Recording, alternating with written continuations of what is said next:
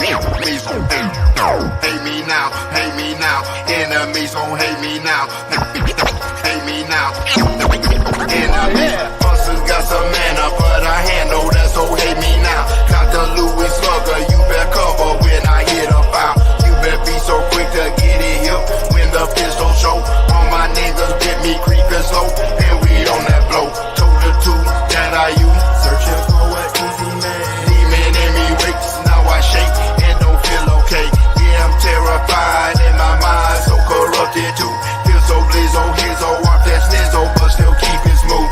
Evil prim, stay so blitz, busy down with Psycho Mike. Scheming, leaning all throughout the night, down in Metro Height. Bitch, you getting sprayed from grenade when I pulled up here. Gangsta P, here with me, and we always going in. Winking, shaking in my bed, hating leaves you where y'all dead. Don't you rest so tears up, call your blizz up when I'm on my man. I face so much crime, stay inside. I have on my mind. Blizzo, shoot your blizzo, send you his on, get your miz on ride. Enemies so close to me, especially gon' hate me now. Motivated jealousy, but still I elevate somehow. Violent face all in my space, deep inside you hating me.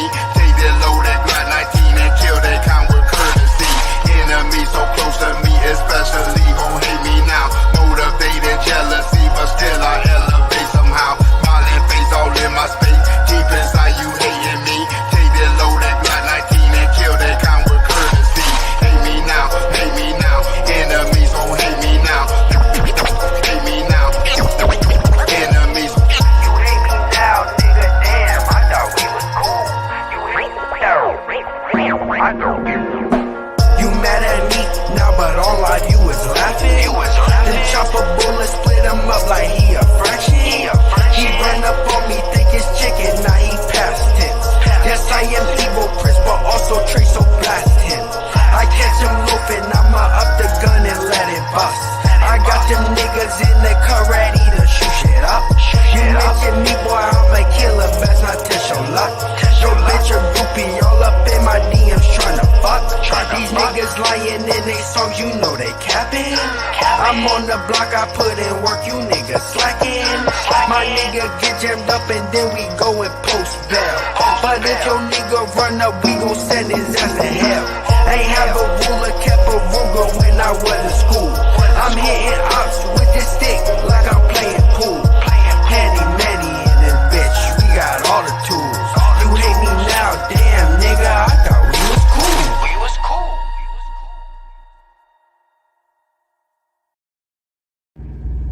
Peace, peace, peace. What's going on? What's happening? Hey, we in the Thought Box, man. Hey, and if you rock out with MD's Thought Box, check me out every Tuesdays and Wednesdays over at the Straight Talk Society with Trevor. I'm over there every Tuesdays and Wednesdays. Tuesday, 6:30. We got TFP, Take Fist Politics, y'all, where we talking about the latest in the news and what's happening in politics right now. With my homeboy, Vancat, producer extraordinaire, Ricardo, and Mike. I'm over there Tuesday, 6:30. Then you got Wednesday, Wrestling with Reality, 6:05 on TBS, the Superstation. I mean, Straight Talk Society, Trev, myself, Vancat, and a host of others. We over there rocking out, talking about what's going on in wrestling right now. We talking about the pay-per-views. We bringing the nostalgia to you. Everything wrestling, we over there talking about it. Wednesdays, 6:05.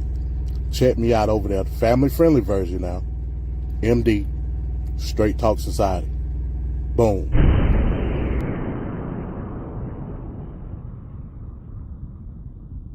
Some viewers may find the following video disturbing. Viewer discretion is advised.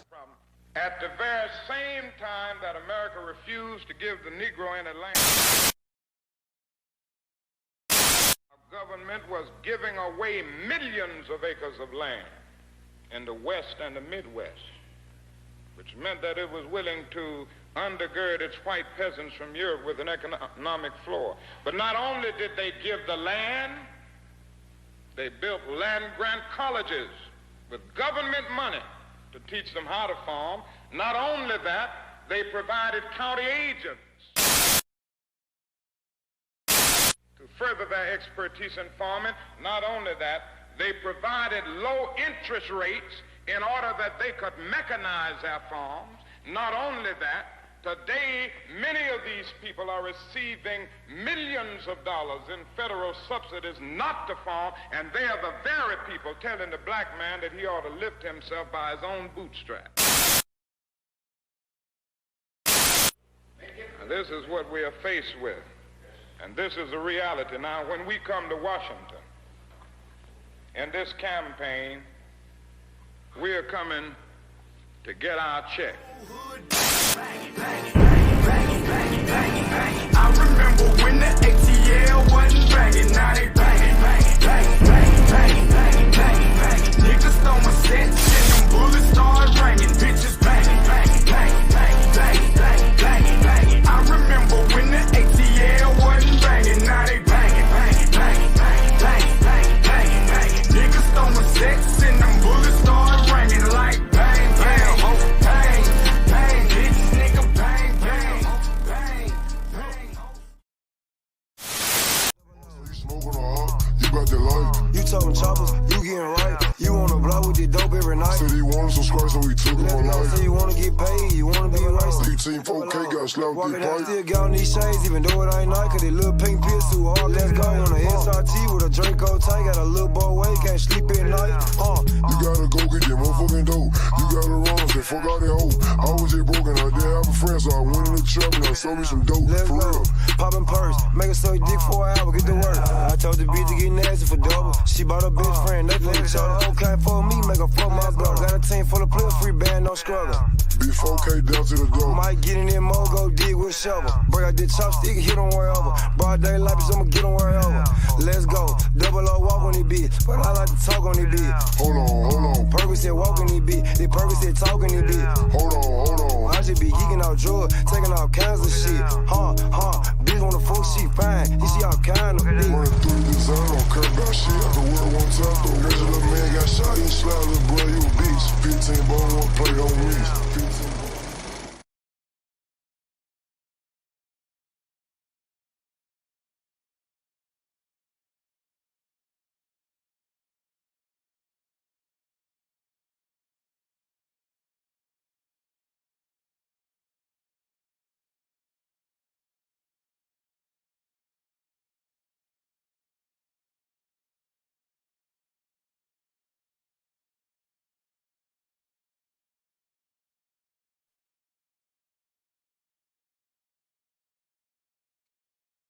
Hey, can I be heard? Somebody let me know.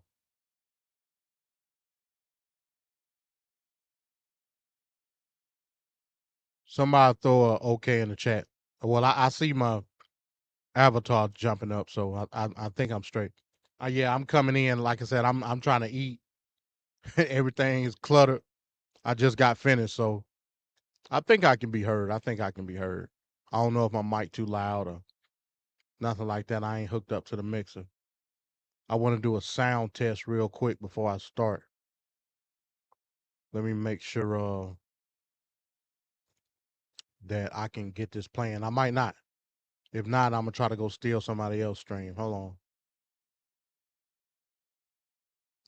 Try to go steal somebody else's stream. Let me go. I want to try this. Let me go here. Share. Oh, it looked like it's sharing. Somebody let me know if they can see the screen. Somebody let me know that they can see the screen. I can see it on my end, but I don't know. Let me check YouTube real quick. Let me check YouTube real quick. I'm gonna check YouTube real fast and make sure.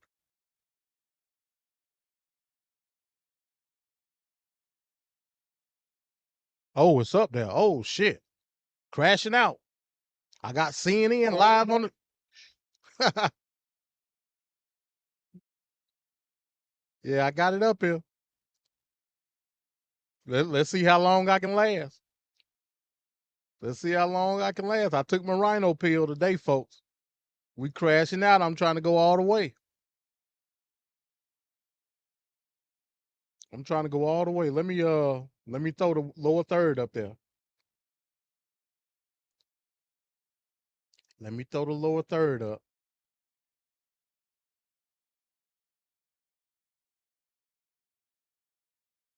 I got CNN live on the channel. I don't even supposed to be doing this over here. But I got him up here.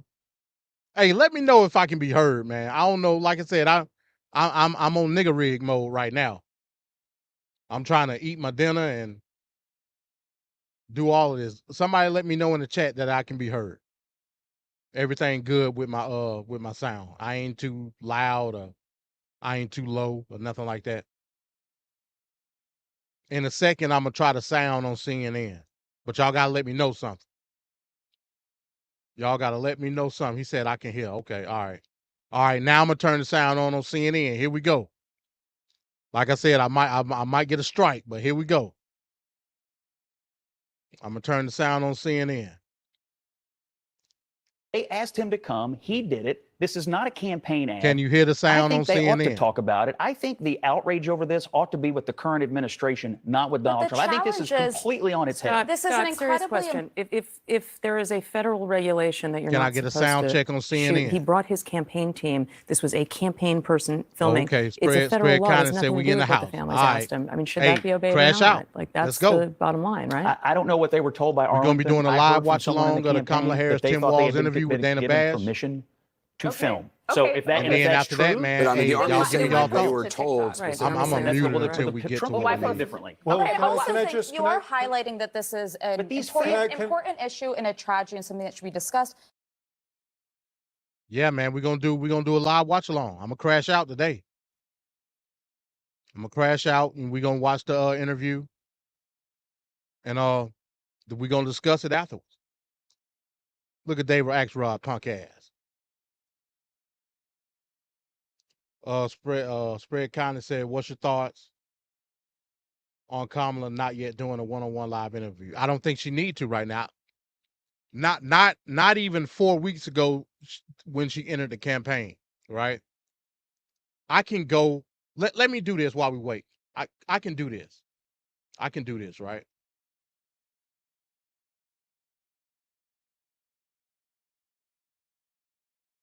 I can go all the way back to, if we just gonna be practical about it, I can go all the way back to the John McCain, Sarah Palin campaign.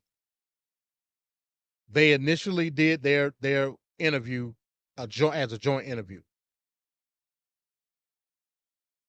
The same with Barack and Joe Biden.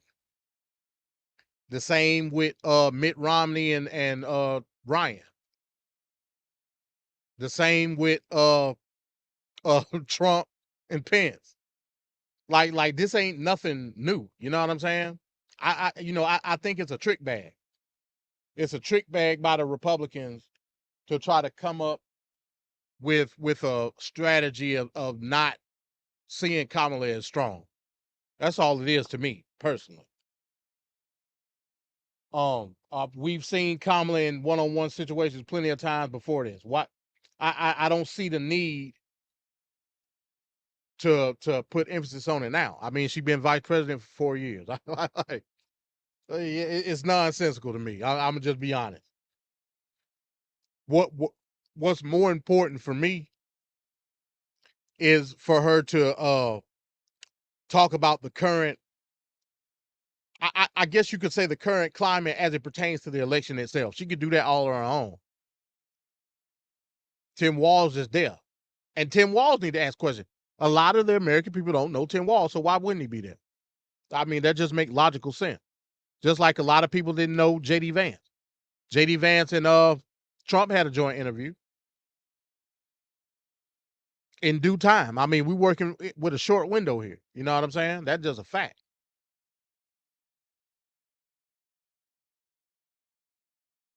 So from a campaign aspect, it makes perfect sense. Perfect sense.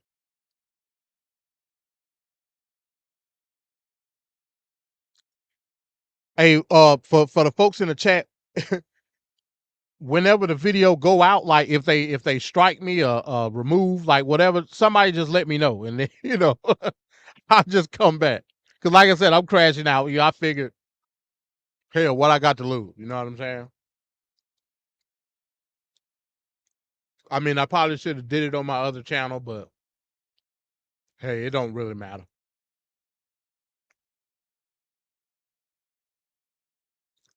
It don't really matter. But peace for everybody that's joining me live, and peace for everybody that's gonna watch this video later. If it is still a video later, it might not be a video later. You know what I'm saying? But in any event, I hope that you join me in a conversation about the interview within itself. I think that'll be poignant. And like I said, excuse me for not being on camera or it being impromptu. I'm trying to eat my dinner, man. I'm usually within a trying to eat before 8 o'clock, but I ain't had that opportunity. So I'm saying eating my all I got some avocado and some hot sauce. I like avocado and hot sauce. Don't judge.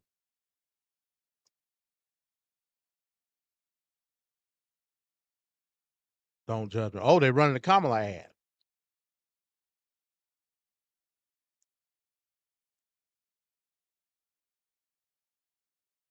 Damn, what happened? Buy a home, start a business. But most of all, that instead of being focused on the politics of the past, we need to be thinking about the future. I'm Kamala Harris, and I approve this message. I'm not old enough to vote Shout out yet, to Kamala with the ad. but on I learned CNN. how 1 out of 6 of us will someday be raped. Let me mute it back So out. please, think about me when you vote. Oh, I they learned still how they our still freedom going. to have an abortion was taken Uh-oh. away, even in cases of rape or incest. Even to travel to get an abortion. You know who got rid of Roe v. Wade. When you vote, please think about me. Because the politician who got rid of Roe v. Wade, He couldn't care less. About 4 minutes Well, ago they until coming tonight's strong CNN tonight. exclusive interview with the new Democratic mute out presidential Anderson nominee, Cooper. her running mate. The former president has just weighed in on some of the portions we've shown of it. And I just saw her, Tulsi. They go Trump. She You was know they sitting having a behind town the hall desk doing this with interview. Trump.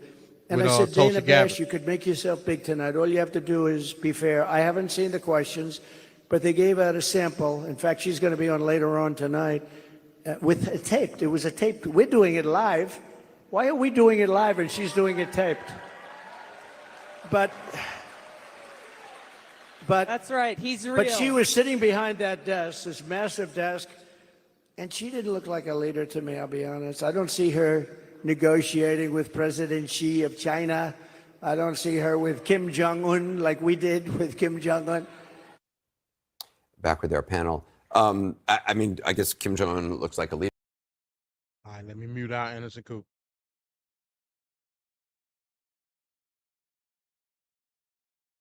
Spread County said hot sauce, avocado, and eggs on toast.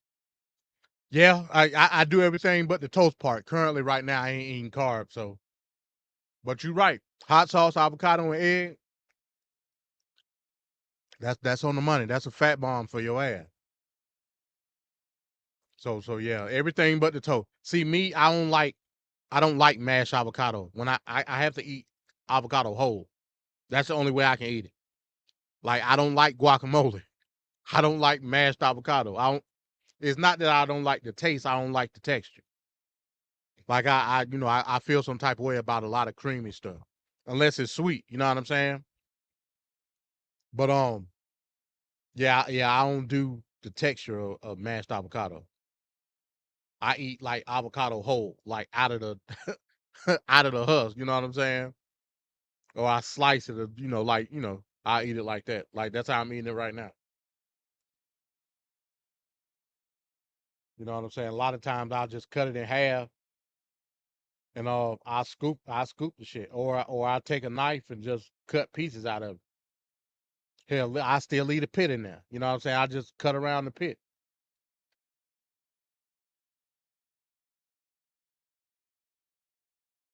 And I have them like on the side, dab some hot sauce as a dip or whatever and dip it in the hot sauce.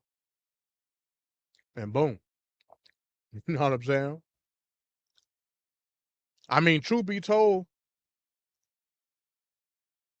avocado, I mean, I can do it. I've done it before. Just avocado, just eating it straight up without like nothing. Like, it's hard for me to do that.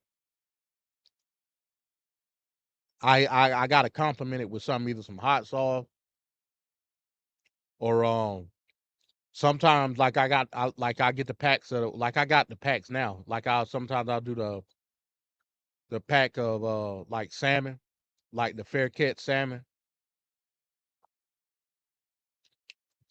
or tuna or something like that, and put it in there and just eat it like that. You know, like just as a snack or like a light lunch or something. You know what I'm saying? Oh, 26 seconds. 26 seconds. Let's go. Hold on.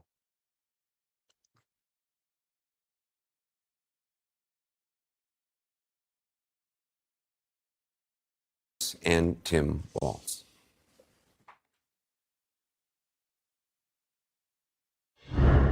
Tonight from Battleground, Georgia, a watershed moment in the 2024 campaign, and you will see it only here on CNN. Democratic presidential nominee Kamala Harris and vice presidential nominee Tim Walz. Hello. Hi. Hi. How are you? Tonight, the new Democratic ticket in their first interview. Hi, crew. In the final sprint to Election Day, 1, 2, 3. Their top priorities for the country. What would you do on day one in the White House? The tough questions on their records. The steps that you're talking about now, why haven't you done them already? What do you say to voters who aren't sure whether they can take you at your word? Taking on Donald Trump. People might be surprised to hear that you have never interacted with him, met him face to face.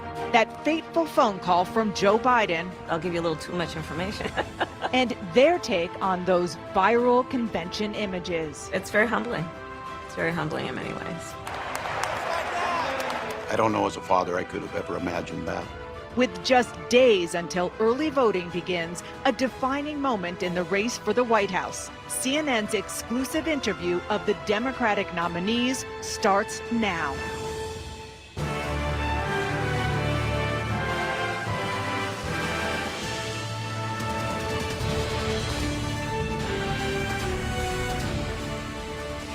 Good evening. We're live Kelly, from this Savannah, is- Georgia. I'm Dana Bash. It just and came this on. is a Like, this state is the very first much one. up for It's not a grabs. rewatch. It's In live. between a whirlwind series of stops, I sat down with the Democratic candidate for president and her running mate today at Kim's Cafe here in Savannah.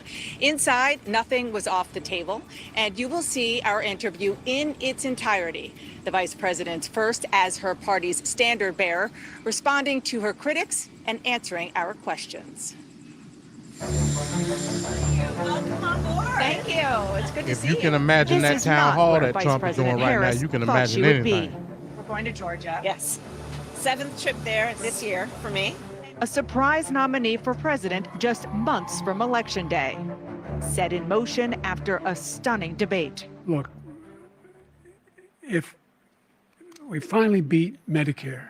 Some within your own party are wondering if President Biden should even step aside. What do you say to that? There was a slow start, but it was a strong finish. And then an extraordinary decision. I've decided the best way forward is to pass the torch to a new generation. Philadelphia! What usually takes years of planning, coming together in a matter of weeks. Tim Walz! After a historic nomination at the convention in Chicago, On behalf of everyone whose story could only be written in the greatest nation on earth, I accept your nomination to be President of the United States of America. the Harris-Walz ticket is now pushing forward with the shortest presidential campaign in modern history. What did you hear from voters here? People are very optimistic. We joined them on the trail as they visited the battleground of Georgia. Just 68 days from the election.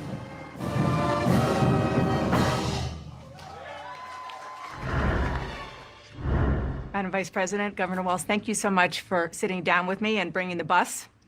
The bus tour is well underway here in Georgia.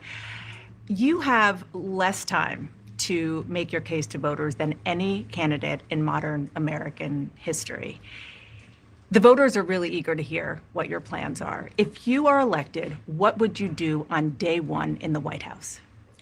Well, there are a number of things. I will tell you, first and foremost, one of my highest priorities is to do what we can to support and strengthen the middle class.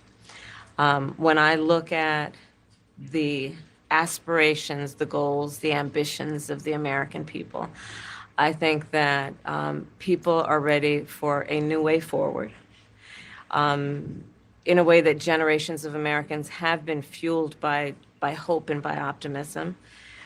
I think, sadly, in the last decade, we have had in the former president someone who has really been pushing an agenda and an environment that is about diminishing the character and the strength of who we are as Americans, really dividing our nation. And I think people are ready to turn the page on that. So what would you do day one?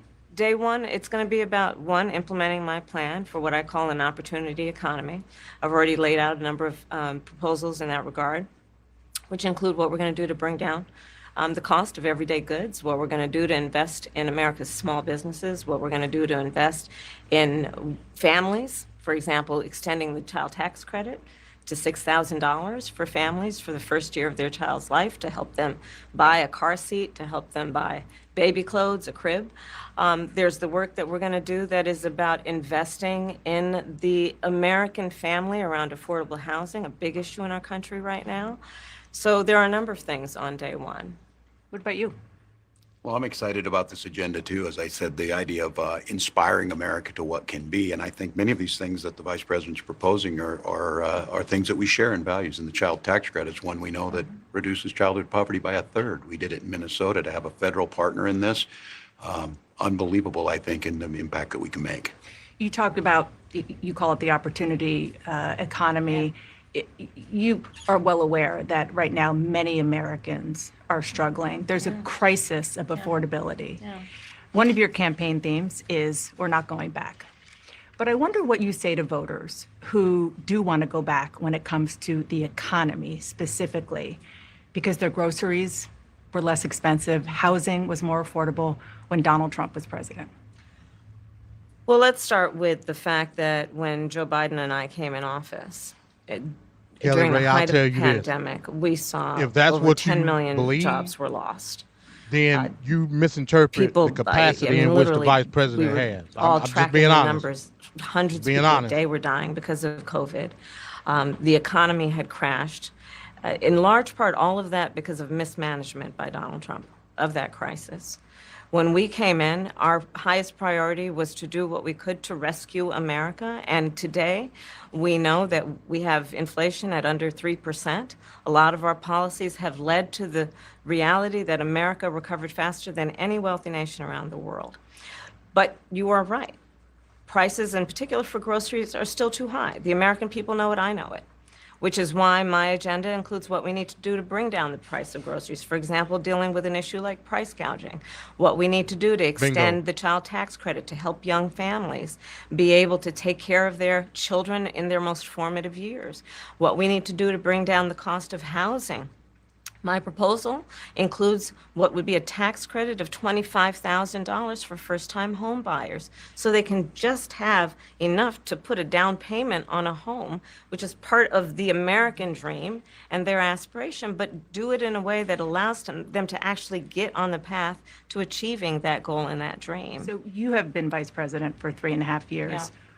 The steps that you're talking about now, why haven't you done them already?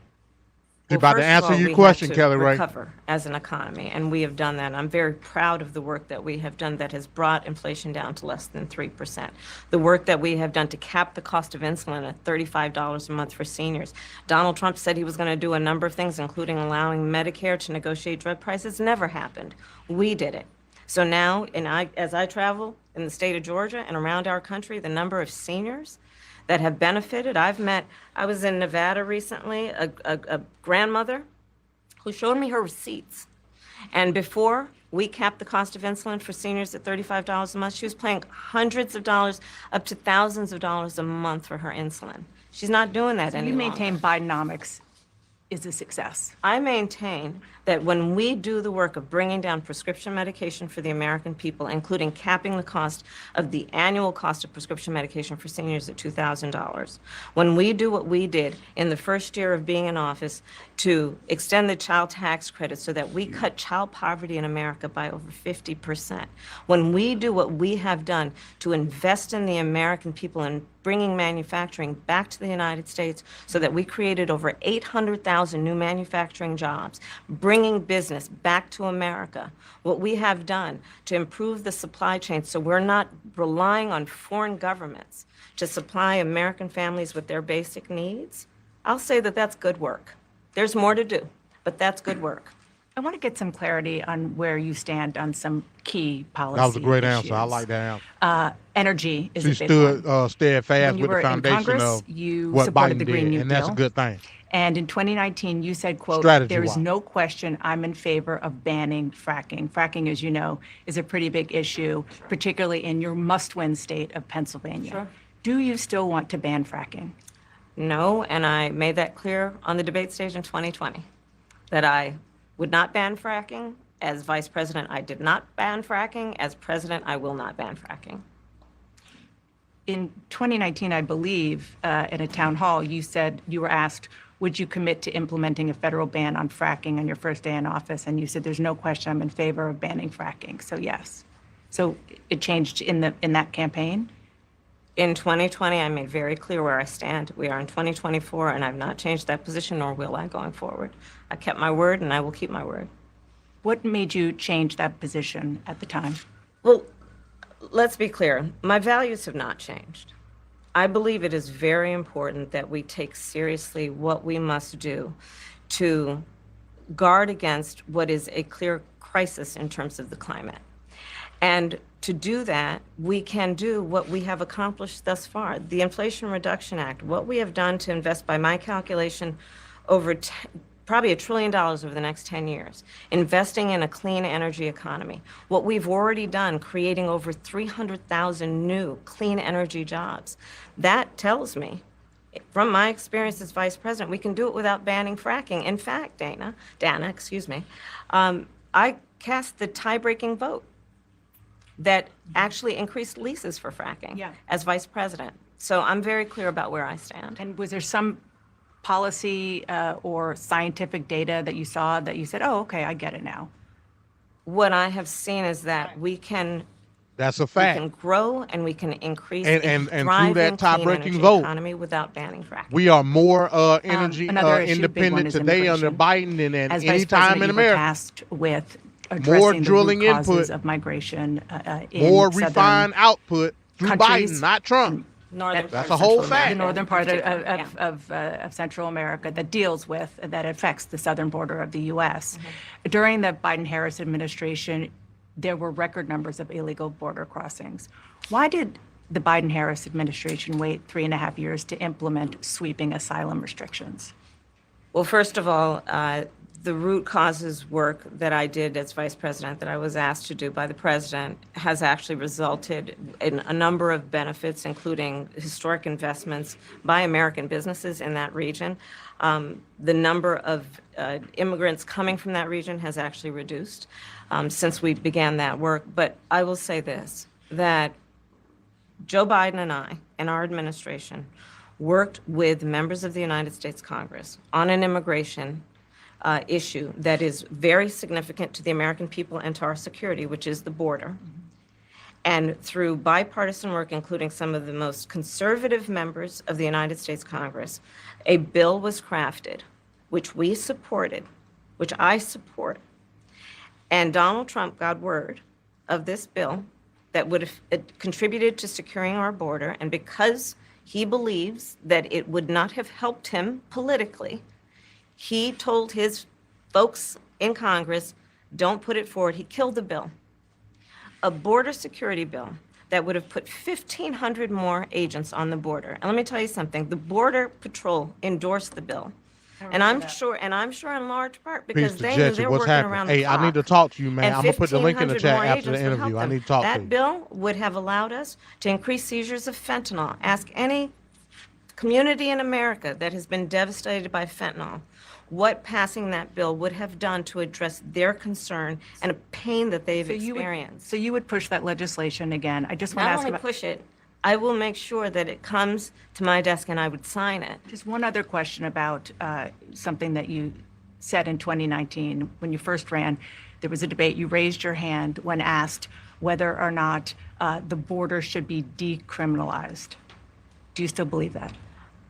I believe there should be consequence. We have laws that have to be followed and enforced that address and deal with people who cross our border illegally, and there should be consequence. And let's be clear, in this race, I'm the only person who has prosecuted transnational criminal organizations who traffic in guns, drugs, and human beings. I'm the only person in this race who actually served a border state as Attorney General to enforce our laws, and I would enforce our laws as president going forward. I recognize the problem.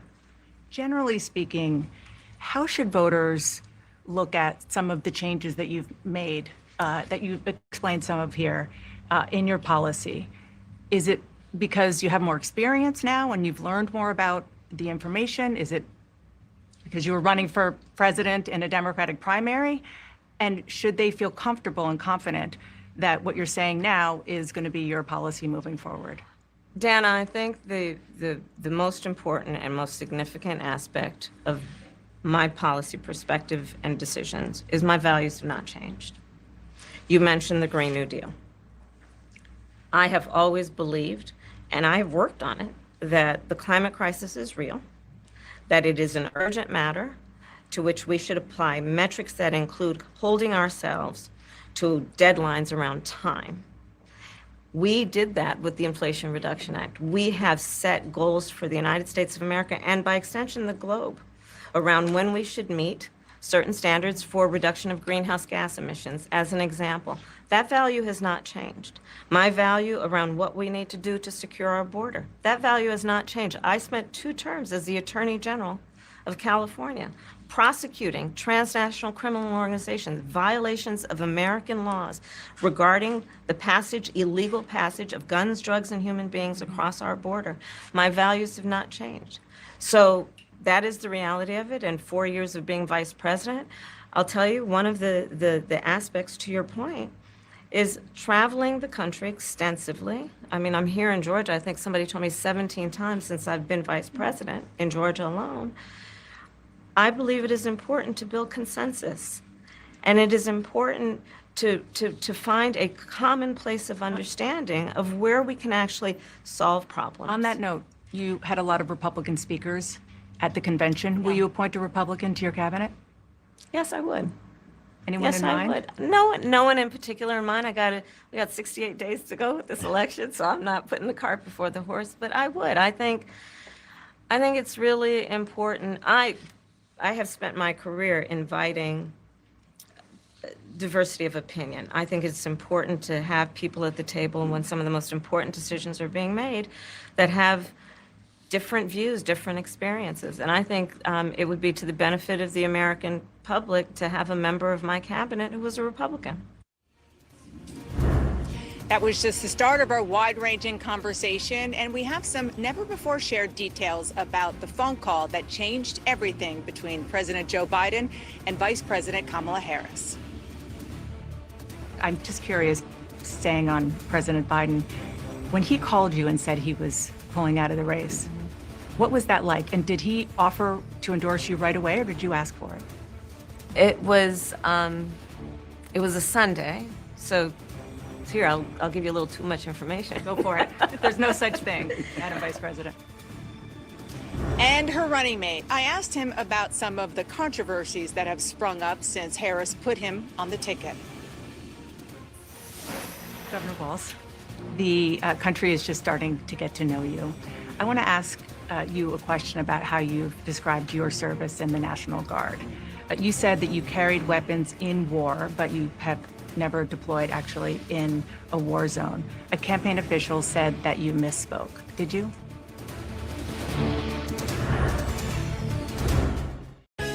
Seminoles. All right, folks, what y'all think? What y'all think about the first part? I think she held steadfast. She showed continuity between her campaign and what's currently being implemented with the Biden administration. I think that's the only route that she could possibly go as far as the scrutiny of what her future policies will be. So I think she was spot on. They only asked Governor Walz one thing throughout that first part. So yeah, I think it was great. Hey, I'm gonna address that whole thing going on in Aurora too. That's why I'm gonna need you up here after this interview, Jesse. Cause I need you to keep it real. I need you to keep it real with me in terms of that whole situation, which is fucked up. It's definitely fucked up. But yeah, I agree, Rafael. Yeah, it's a good interview so far. It's not seeming like it's softball, but at the same time, it's streamlined to where they want to push it from a campaign standpoint, which I have no issue with. I ain't got no issue with it at all. So yeah, shout out to you, Rafael. Jesse, what you say? You say, from what I heard, I didn't hear anything that separates her from Biden. Nor should you. She in the administration. There should be no separation from a policy standpoint. Why would there be? Again, continuity wise, that wouldn't make sense. So yeah, in my opinion, if she strayed away from the policies of the Biden administration, that would discredit her. So she's doing the right thing. Absolutely. So no, there shouldn't be anything that separates her and Biden. Not one bit. Of course, throughout her administration, it's going to be policies that's going to look different from the body of the Biden administration, but that's just how it is. Jesse says so she should be an extension of Biden. No, she should be an extension of the Democratic Party. Sometimes we forget how policy making takes place. That's why it's this notion right now saying that she has no policy. Well, neither does Trump. Because policies don't work that way. Policies have to be drafted and confirmed through the party itself. Agenda 47, Project 2025, all that shit is marketing for policy. The real policy is what? The Republican platform that was revealed during the RNC. Same with the DNC. That's the policy platform. By the way, who's in charge? Who's the policy director of the RNC? Russell Vought, who is one of the authors of Project 2025. That's neither here nor there. I'm just saying, okay, we back. Harris and Minnesota Governor Tim Walz. In just 12 days, Harris will meet Donald Trump on a debate stage in Philadelphia. And when I say meet, I mean literally meet. Would you believe they have never talked face to face? The only time they've even been in the same room was when Harris was a senator watching Trump's State of the Union Jesse, what you address. saying that you Now didn't it's Trump watching like what Harris I just said just went over your head. It went over your head. And momentum behind her and making her case directly to voters. As voters are getting to know Kamala Harris, they want answers on how she will make their lives better. She heard that here at Sandfly Barbecue in Savannah. What we're going to do to increase access to capital for small businesses, I'll be rolling out next week. Part of what we're going to be doing in terms of a tax credit. On the trail, she talks about her experience, years in the courtroom as a district attorney and eventually California's attorney general. She wants to reframe the contest as the prosecutor versus the felon. I know Donald Trump's type. I've been dealing with them my whole career. The former president is turning to a well-defined playbook of personal attacks. I didn't know she was black until a number of years ago when she happened to turn black, and now she wants to be known as black. And in just 12 days, the nominees will meet face-to-face for the first time. She's not a good debater. She's not a smart person. She doesn't want to debate. If you've got something to say,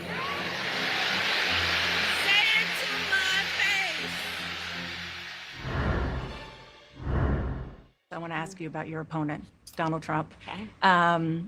I was a little bit surprised. People might be surprised to hear that you have never interacted with him, met him face to face. That's going to change soon. But what I want to ask you about is what he said last month. He suggested that you happened to turn black recently for political purposes, questioning a core part of your identity. Yeah. Any Same old tired playbook. Next question, please. That's it? That's it. Okay. Let's talk about some foreign policy issues that would be on your plate if you become commander-in-chief. President Biden has tried unsuccessfully to end the war between Israel and Hamas in Gaza. He's been doing it for months and months, along with you. Would you do anything differently? For example, would you withhold some U.S. weapons shipments to Israel? That's what a lot of people on the progressive left want you to do. Let me be very clear. I'm unequivocal and unwavering in my commitment to Israel's defense and its ability to defend itself. And that's not going to change. But let's take a step back. October 7, 1,200 people were massacred. Many young people who were simply attending a music festival. Women were horribly Hey, you might raped. be right, Rafi, but hey, As I said Maya then, looked way I say better today, than Kamala. Israel has a right to defend Way itself. We better. would. And how it does so matters. Far too many innocent Palestinians have been killed. And we have got to get a deal done. We were in Doha. We have to get a deal done. This war must end. It's funny, And man. we Y'all must get a like deal misinformation, that is bro. About getting The the whole- hostages we already out. debunked I've met with the whole families of the situation American about hostages. Let's get the hostages what she out. did Let's when get the she was ceasefire done. But no DA change in and when policy she was the in terms AG of for- arms and so forth. No, we And have to get a deal sometimes done. I think like Dana, we have to people get a want to deal done. use When you convenience look in at terms of what they believe the is significance of this lawful to the and families, what's not. to the people who are living in that region. A deal is not only the right thing to do to end this war, but will I mean, just unlock if you so go out much to of Denver what and you go must rob the happen damn next. I remain Sinclair, committed whatever since gas I've station been y'all on got out there, October guess what? 8 to Your what ass we is must going to do jail. to work toward a two-state solution. I'm where supporting Israel is Kamala, secure 100%. And in equal measure, 100%, the Palestinians have security and self-determination and dignity. Governor Walz, I'm the supporting country is just Kamala starting to get to know you. to I wanna not ask, have to you basically a knock question Trump about out the how box. you've described your If Kamala service in the is the person National to do Guard. that, so be it. You said that you carried Again, weapons like I said, in if this war, avocado but you that I have just got never finished eating deployed was the person actually to do in that, a so war be it. zone. A campaign If official these said rocks that you misspoke. on the Did side you? of the curb that I'm looking Well, at right first now of all, are I'm the ones that going to do incredibly it, so proud. be I've it. done 24 years of wearing the uniform of this country. Equally proud of my service in a public school classroom, whether it's Congress or the governor. My record speaks for itself, but I think people are coming to get to know me. I speak like they do. I speak candidly. I wear my emotions on my sleeves, and I speak especially passionately about our children being shot in schools and around guns. So I think people know me. They know who I am. They know where my heart is. And again, my record has been out there for over 40 years to speak for itself. And the idea that you Pretty said that much, you were Jesse, in war. pretty much. Did you misspeak as the campaign has said? Yeah, I Pretty said much, we bro. were You hit the talking nail about right in on this the case, head. this was after a school shooting, the ideas of carrying these weapons of war. And my wife, the English teacher, told me my grammar is not always correct. But again, if it's not this, it's an attack on my children for showing love for me, or it's an attack on my dog. I'm not going to do that. And the one thing I'll never do is I'll never demean another member's service in any way. I never have, and I never will. I just one other question, because again, this is all new. I mean, this was not, however many days ago, this was not on either of your bingo cards, especially yours. You had to clarify that you had said that you and your wife used IVF, but it turned out you used a different kind of fertility in order to have children. And then when you ran for Congress in 2006, your campaign repeatedly made false statements about a 1995 arrest for drunk and reckless driving. What do you say to voters who aren't sure whether they can take you at your word? Well, I've been very public. I think they can see my students come out, former folks I've served with, and they vouch for me. I certainly own my mistakes when I make them. The one thing I'll tell you is I wished in this country we wouldn't have to do this. I spoke about our infertility issues because it's hell, and families know this. And I spoke about the treatments that were available to us that had those beautiful children there. That's quite a contrast in folks that are trying to take those rights away from us. And so I think people know who I am. They know that record. They've seen that. I've taught thousands of students. I've been out there. And I won't apologize for speaking passionately, whether it's guns in schools or protecting of reproductive rights. The contrast could not be clearer between what we're running against. The vice president's position on this has been clear. And I think most Americans get it if you've been through that. I don't think they're cutting hairs on IVF or IUI. I think what they're cutting hairs on is an abortion ban and the ability to be able to deny families the chance to have a beautiful child. Up next, the moment that changed everything when Kamala Harris got a phone call from President Biden that he was dropping out of the race. It was a Sunday, so here I'll give you a little too much information. Go for it. There's no such thing, Madam Vice President. My family was staying with us, and including my baby nieces. Speaking of those baby nieces, the vice president also opens up about a viral picture from the convention that meant so much to so many. And Tim Walz talks about that convention moment with his son that brought many viewers to tears. You were speaking, the camera caught him, so incredibly proud of you, so emotional, saying, "That's my dad." Yeah, I don't know as a father I could have ever imagined that. Welcome to 26 Health.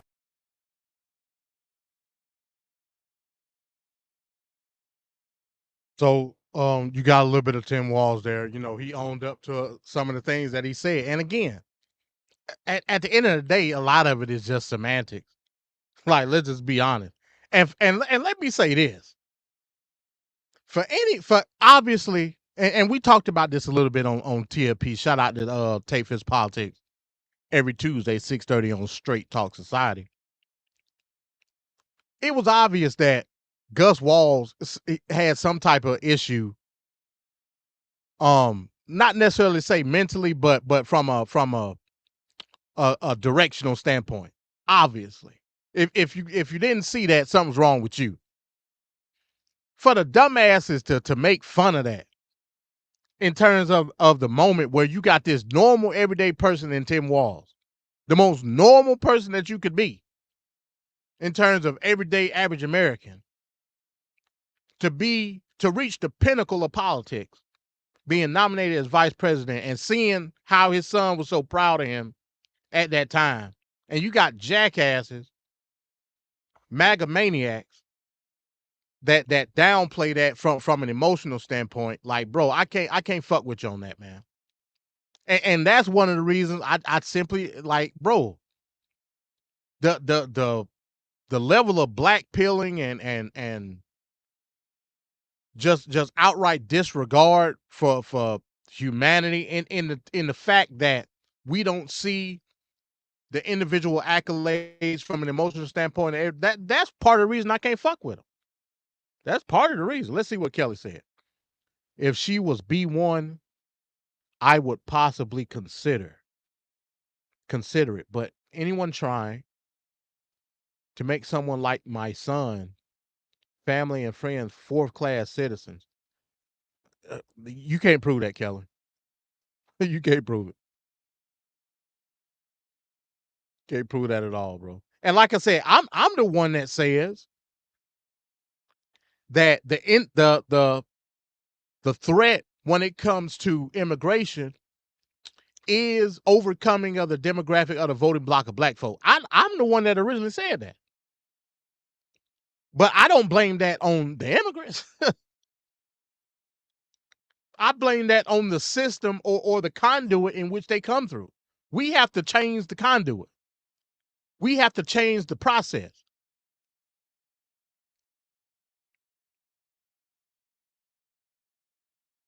And like I said, after the interview, I'm gonna put the link in the chat. Jesse, I need to know some facts about what's going on in Aurora right now. And I need to see if you're gonna play it off of the strings of emotionalism, or you gonna play it off the strings of what the infrastructure says about Aurora. Is you gonna keep it real with me or not?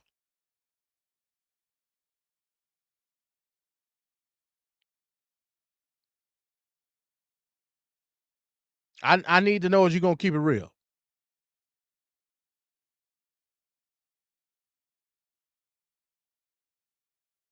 Okay, we back. Democratic presidential and vice presidential nominees, Vice President Kamala Harris and Minnesota Governor Tim Walz. It's hard to believe it was just 39 days ago President Biden shocked the world via tweet. That's how we found out he was dropping his re-election bid. But before he tweeted the news, Biden called his vice president. And for the first time, we are hearing about that phone call and exactly what Kamala Harris was doing when she answered. But we started this discussion with the moment that set all of this in motion, CNN's presidential debate, and whether President Biden was strong enough to lead this nation again. Vice President Harris, you were a very staunch defender of President Biden's capacity to serve another 4 years. Right after the debate, you insisted that President Biden is extraordinarily strong. Given where we are now, do you have any regrets about what you told the American people? No, not at all. Not at all. I have served with President Biden for almost 4 years now, and I'll tell you, it's one of the greatest honors of my career, truly. He cares so deeply about the American people. He is so smart and loyal to the American people. And I have spent hours upon hours with him, be it in the Oval Office or the Situation Room. He has the intelligence, the commitment, and the judgment and disposition that I think the American people rightly deserve in their president. By contrast, the former president has none of that. And so, one, I am so proud to have served as vice president to Joe Biden. And two, I am so proud to be running with Tim Walz for president of the United States and to bring America what I believe the American people deserve, which is a new way forward, and turn the page on the last decade of what I believe has been contrary to where the spirit of our country really lies. But the last decade, of course, the last 3.5 years has been part of your administration. I'm talking about an era that started about a decade ago, where there is some suggestion, warped I believe it to be, that the measure of the strength of a leader is based on who you beat down, instead of where I believe most Americans are, which is to believe that the true measure of the strength of a leader is based on who you lift up. That's what's at stake as much as any other detail that we could discuss in this election.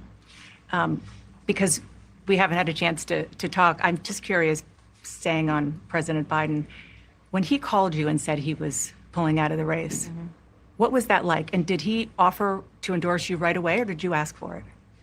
It was a Sunday, so So here, I'll give you a little too much information. Go for it. There's no such thing, Madam Vice President. My family was staying with us, and including my baby nieces. And we had just had pancakes and, Auntie, can I have more bacon? Yes, I'll make you more bacon. And then we were sitting down to do a puzzle. And the phone rang, and it was Joe Biden. And he told me what he had decided to do. And I asked him, "Are you sure?" And he said yes. And that's how I learned about it. And what about the endorsement? Did you ask for it? He was very clear that he was going to support me. So when he called to tell you, he said, "I'm pulling out of the race and I'm going to support you." Well, my first thought was not about me, to be honest with you. My first thought was about him, to be honest. I think history is going to show a number of things about Joe Biden's presidency. I think history is going to show that in so many ways it was transformative, be it on what we have accomplished around finally investing in America's infrastructure, investing in new economies, in new industries, what we have done to bring our allies back together and have confidence in who we are as America and grow that alliance, what we have done to stand true to our principles, including one of the most important international rules and norms, which is the importance of sovereignty and territorial integrity.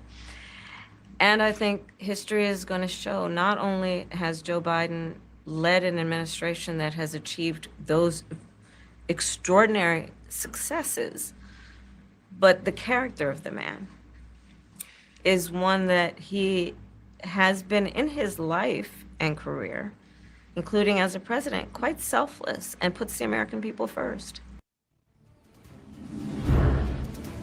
A passionate defense of the man who chose her to be his running mate 4 years ago. 4 years later, Harris made a choice of her own. And with Governor Walz's rise to national prominence, a star was born at the convention, Gus Walz. We'll hear about that moment between father and son, and the woman who could make history in the Oval Office on this iconic photo. Madam Vice President, the photograph that has gone viral. You were speaking, one of your grandnieces that you were just talking about was watching you accept the nomination. You didn't explicitly talk about gender or race in your speech, but it obviously means a lot to a lot of people, and that viral picture really says it. What does it mean to you? Make this a summer to share.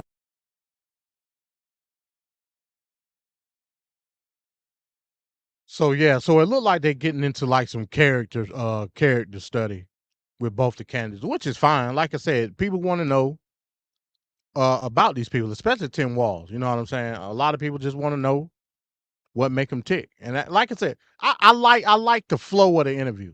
I like the flow. It's pretty good. Once again, hey man, I got 15 people in here watching. Hit the like button, man. I'm crashing out for y'all. I'm showing CNN on my streaming service on StreamYard for your viewing entertainment. So hit the goddamn like. That's the least you can do. If you want to go further than that, share the video. Make sure you subscribe, because I'm gonna ramp up here pretty soon. It looked like I'm starting to get some time on my hands. So that shit is like gold around here. So I was able to get the time to do this particular stream. Last night, go check out my video from last night, The Truth About Black Conservative. I was really just on there babbling. You know what I'm saying? I really just wanted to get it out of the way. But still, I posed a question while I got y'all in here. What does it mean to be conservative? Somebody in the chat tell me what it means to be conservative. And how do you antiquate that to government? I'll be interested to hear people's take on that. And after you give me your answer, then answer me, are black people, based on the definition that you gave, are black people historically conservative? I would like to hear from y'all and see what y'all think. But go check out that video from yesterday, The Truth About Black Conservatives. Like I said, I wasn't necessarily getting into individual black conservatives. I just wanted to really pose a question. I might do a part 2 on that where I get into like individual conservatives and like how they move in society and all that shit. But that wasn't really my goal for that particular video. But the link will be in the chat after the interview. I'm assuming they finishing it at 10 o'clock. I assume. I don't think it's gonna be that long. So I'll be putting the link in the chat if anybody want to give me their comments, what they thought about the interview or whatnot. I like it. Like I said, I think it's compatible. It's compatible to what they want to do in terms of showing character for both the candidates.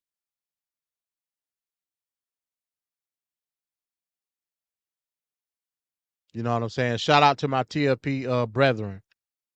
Hopefully I can get them in here afterwards. Shout out to Ricardo and Vancat. Hopefully I can get them in here.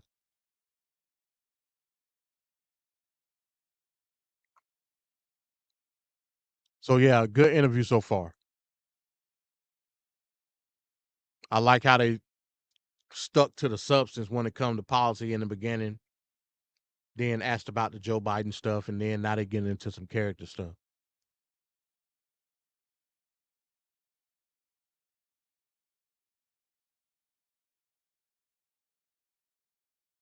Well, yeah, that's part of it. That's part of it, Raffy. Okay, we back. Let me get to it. Prominent leader from a swing state, Pennsylvania or Arizona.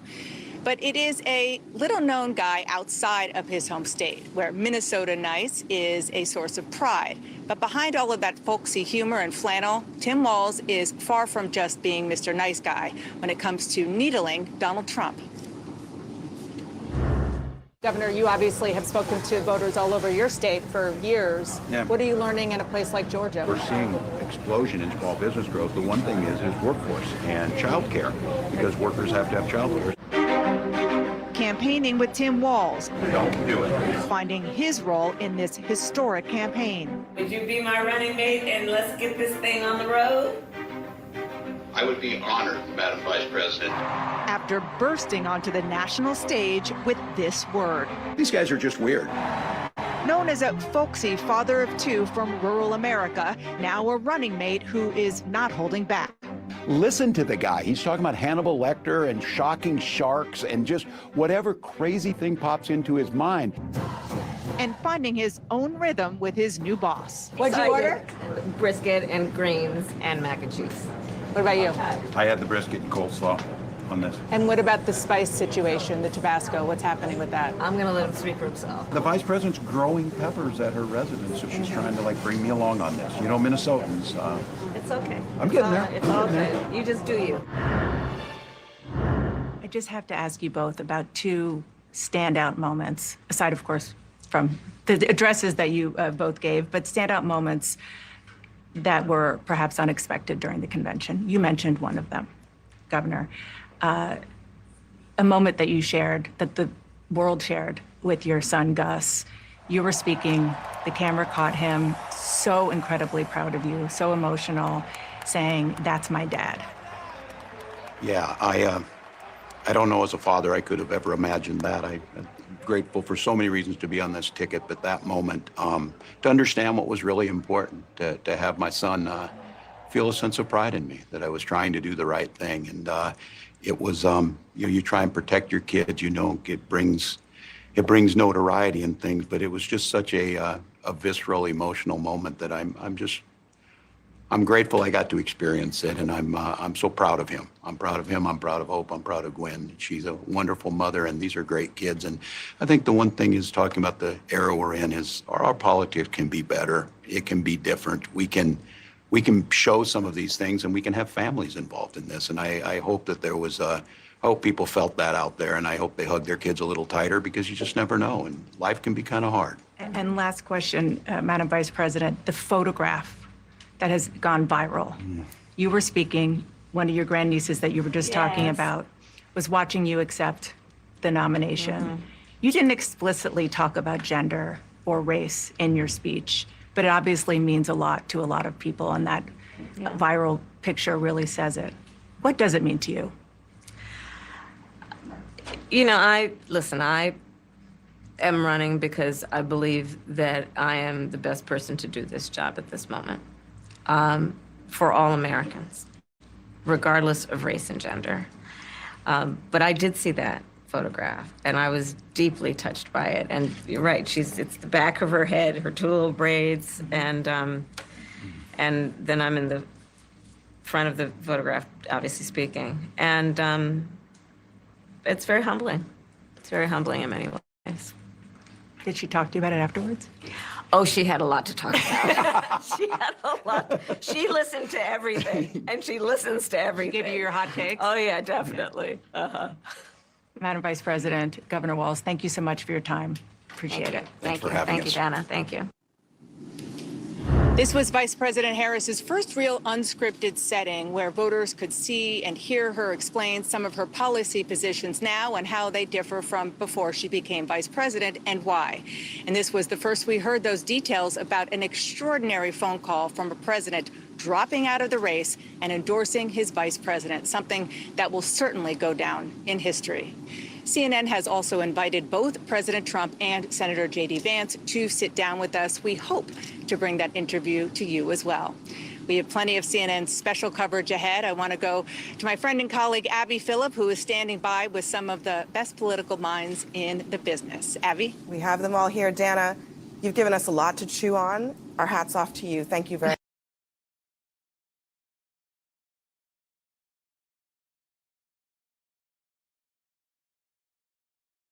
Okay, there you have it, folks. The exclusive CNN interview. Vice President Kamala Harris, Governor Tim Walz of Minnesota, hosted by Dana Bash. I think it was a pretty good interview for what it was.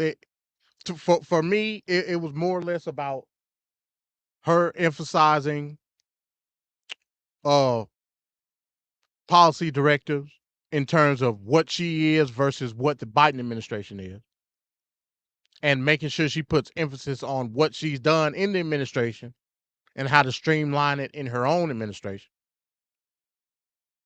Also, it showed a lot of character development in terms of both, especially Tim Walz. Hey, no problems, Sabaya. Make sure you, if you want more content like this, make sure you subscribe. Make sure you subscribe. I'm crashing out, and make sure you share it so we can get it out there. The next crash out will be the debate. It'll be the ABC debate. Well, it's ABC though.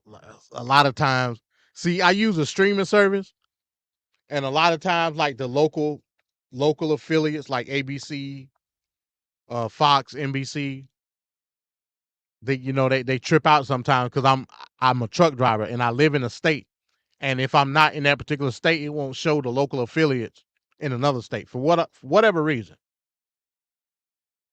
For whatever reason. I don't know what you mean, Kelly. What are you talking about? 10 minutes? Oh, you think the interview was 10 minutes? I mean, that's fine. I mean, what did you want? You wanted to be babbling for 2 hours like Trump do? Just up there babbling. Let me put the link in the chat. Right, Rafi. No harm interview. Like I say, I don't look at it as softball. I looked at it as more emphasizing character development than anything else. You know what I'm saying? Than anything else. Let me put the link in the chat.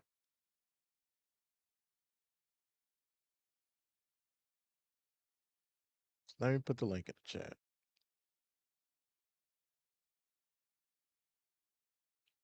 Anybody got any comments about what they saw? They want to talk about anything that stuck out to them? Feel free to do so. If not, I'm gonna get up out of here. Che, if you still here, I want to ask you about this thing that's going on in Aurora right now. I want to ask you, definitely about this thing that's going on in Aurora right now.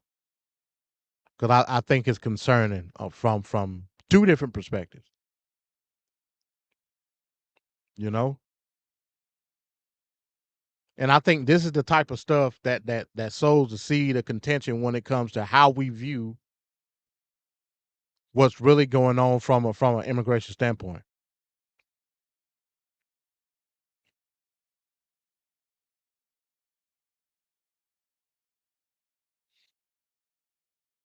So yeah. What was y'all thoughts on the interview? What stuck out to y'all?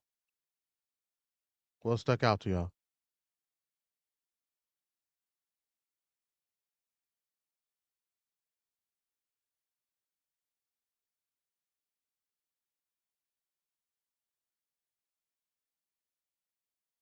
You know?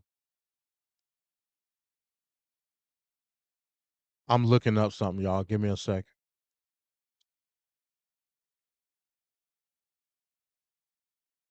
Give me a second.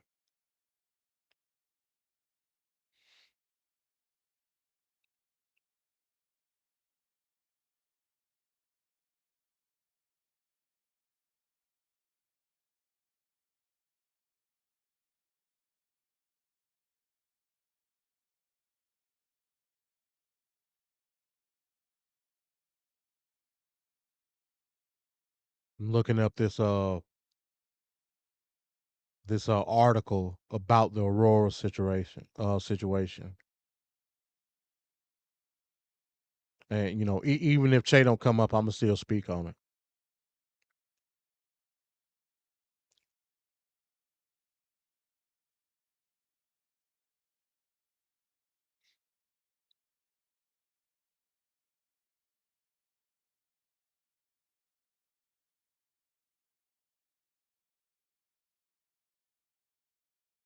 Yeah, let me pull it up real quick. Let me pull it up. All right, no problem, Jess. Yeah, I agree. I agree, Rafi. She looked comfortable. Like I said, it was Tate. So I didn't expect. I didn't come up here expecting some radical, deep, controversial question. I ain't expect none of that shit. I'm not that guy because I knew it was gonna be pre-recorded. They had said all as much, right?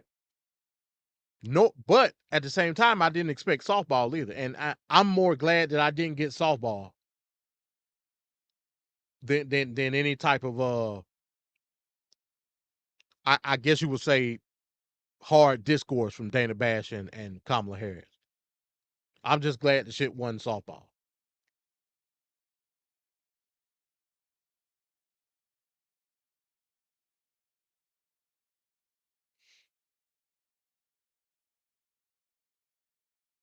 So let me no, I'm gonna keep this. I'm gonna keep this one, and I'm gonna go to the next one because I think both of them relevant. I think both of these articles are relevant.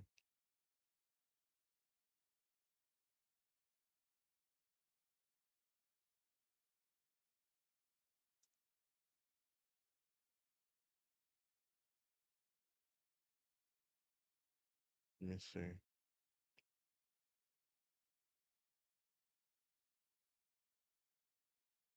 I think it's the same one. Yeah, this it. This it. This it. This it right here. Let me go. Let me remove this.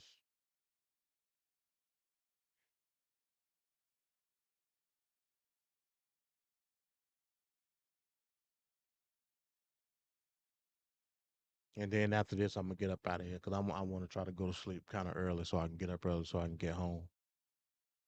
Currently in St. Augustine, Florida, right now. Let's go to this one first. Let's go to this one first. Let me remove this.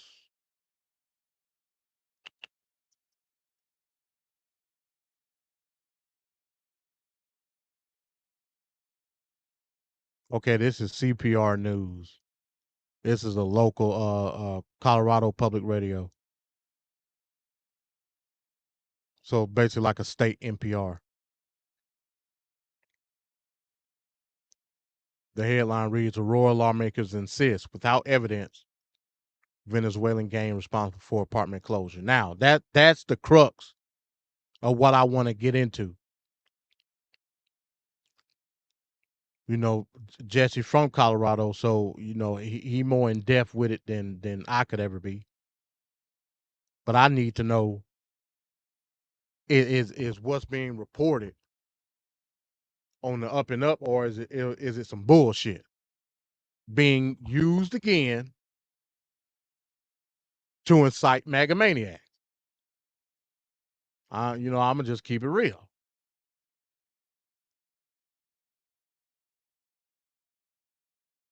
Blow it up a little bit.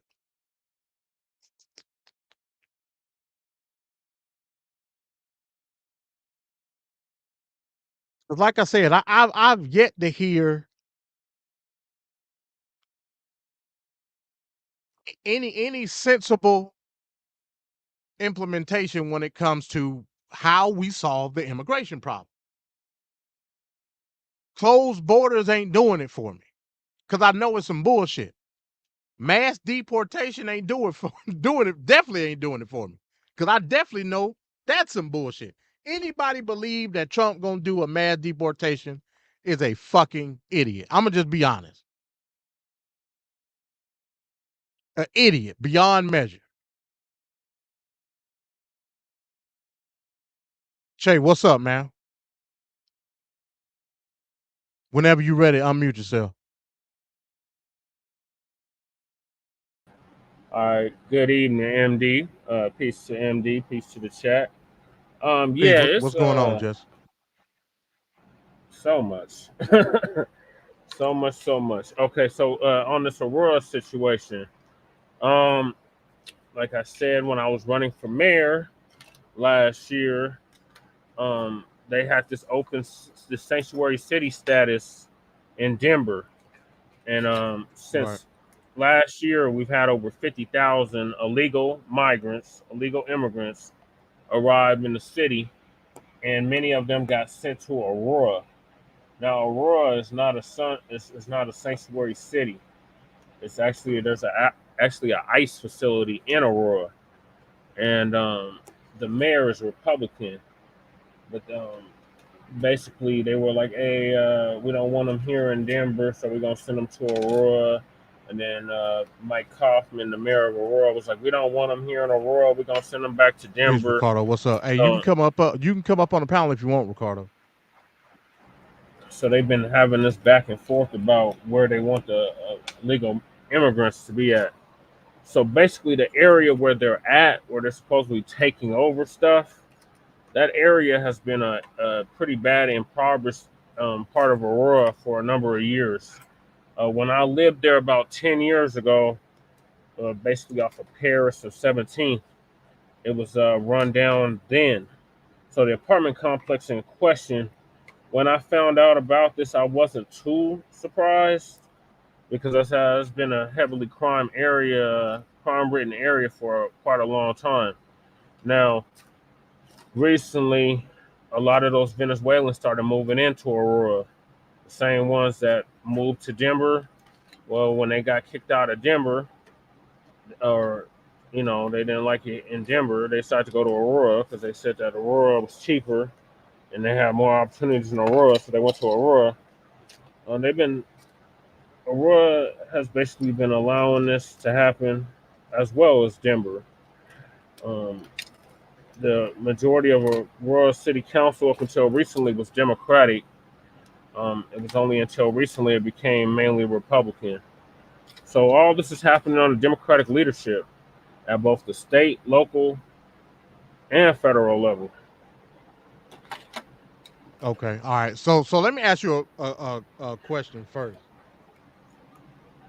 And again, this goes back, and especially with you running for a state House seat. District 8, yes. Right. You're running for a state seat. So the Venezuelans that's in Colorado right now. You referred to them as illegal. Explain. They're here illegally. I mean, not all of them. Okay, let me rephrase that. The ones that's here illegally, they're here illegally. There's a right way of doing immigration. There's a wrong way of doing immigration. I know people that have literally gone through the immigration process to become full-fledged citizens. So there's a right way of doing it, and there's a wrong way of doing it. The Democrats, as I call them, the Democrats, seem to be coddling full-blown criminals. And then they're surprised when these type of things happen. You literally open the border. You tell people, hey, come on in. This is how you get to Denver. Take I-25 north from El Paso, and you'll run right into Denver. Yeah, you go straight up there. Trust me, I know. Our current mayor of Denver, Mike Johnson, when he was interviewed by CNN, literally told them that they've been using the CP1 app too in order to get to the states. In the U.S., like under the Biden administration, has been condoning this. Right. So Hey, the I so-called don't disagree with cities, you on. I don't disagree with you on that. But I asked, you call them illegal. Explain the illegality of it. Is what I'm trying to figure out. So they're saying that these people are seeking asylum. So they say that they have a court date. The court date ain't till like 2032. Oh, you're right. So right. Why they're that's the issue. So if we had a bill that was co-sponsored by Senator Langford, a Republican, and Chuck Schumer, a Democrat, that was going to literally cut the time of the process of asylum up towards 80%, alleviating where you don't have these long outwaited court dates because the system is broken. We both agree with that. The system is broken. And they was going to put the resources there to streamline the asylum process to either confirm or deny it. And Trump said no to it. What are we arguing about? Or what are we getting mad at? So you're saying that Trump said no when he was in office? No, Trump said no to the bill because he didn't want a W for the Democrats. So he told Mike Johnson in Congress to say no to the bill. They had passed it in the Senate already. Trump's not in office though. Okay. So you're saying that Trump has influence over the Republicans? He got 100% influence. 100%.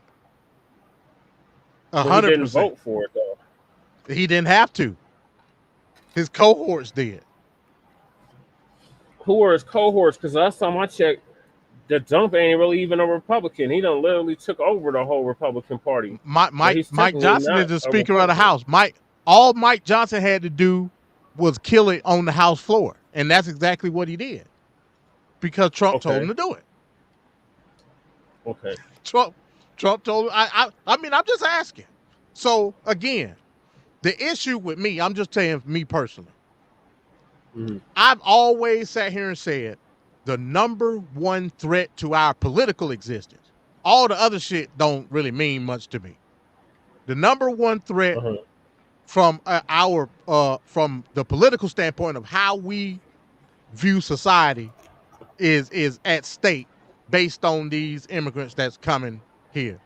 The reason that it's an influx is because the Democrats know, hey, look, we can use this fucked up system in order to galvanize our base. We can definitely do that. It started with DACA. Yeah, DACA, which was a disrespect to our ancestor, Martin Luther King Jr., because he said that they had a dream, and then Sambo was like, oh, well, they're dreamers. They're dreaming of a better future, of a better way of life. So they're going to be deferred arrivals. So yeah, okay. I don't disagree with that. I don't disagree with that. I mean, I think the whole dreamer aspect of how we view it, because at the end of the day, it's still birthright citizenship. So, it is what it is. But from the aspect of how we view the process of asylum. The hell with illegal. If you illegal and you just hopped the border and then ran and hid somewhere, yeah, they need to get your ass up out of here. But from an asylum standpoint, Yeah. So that these system is people, broken.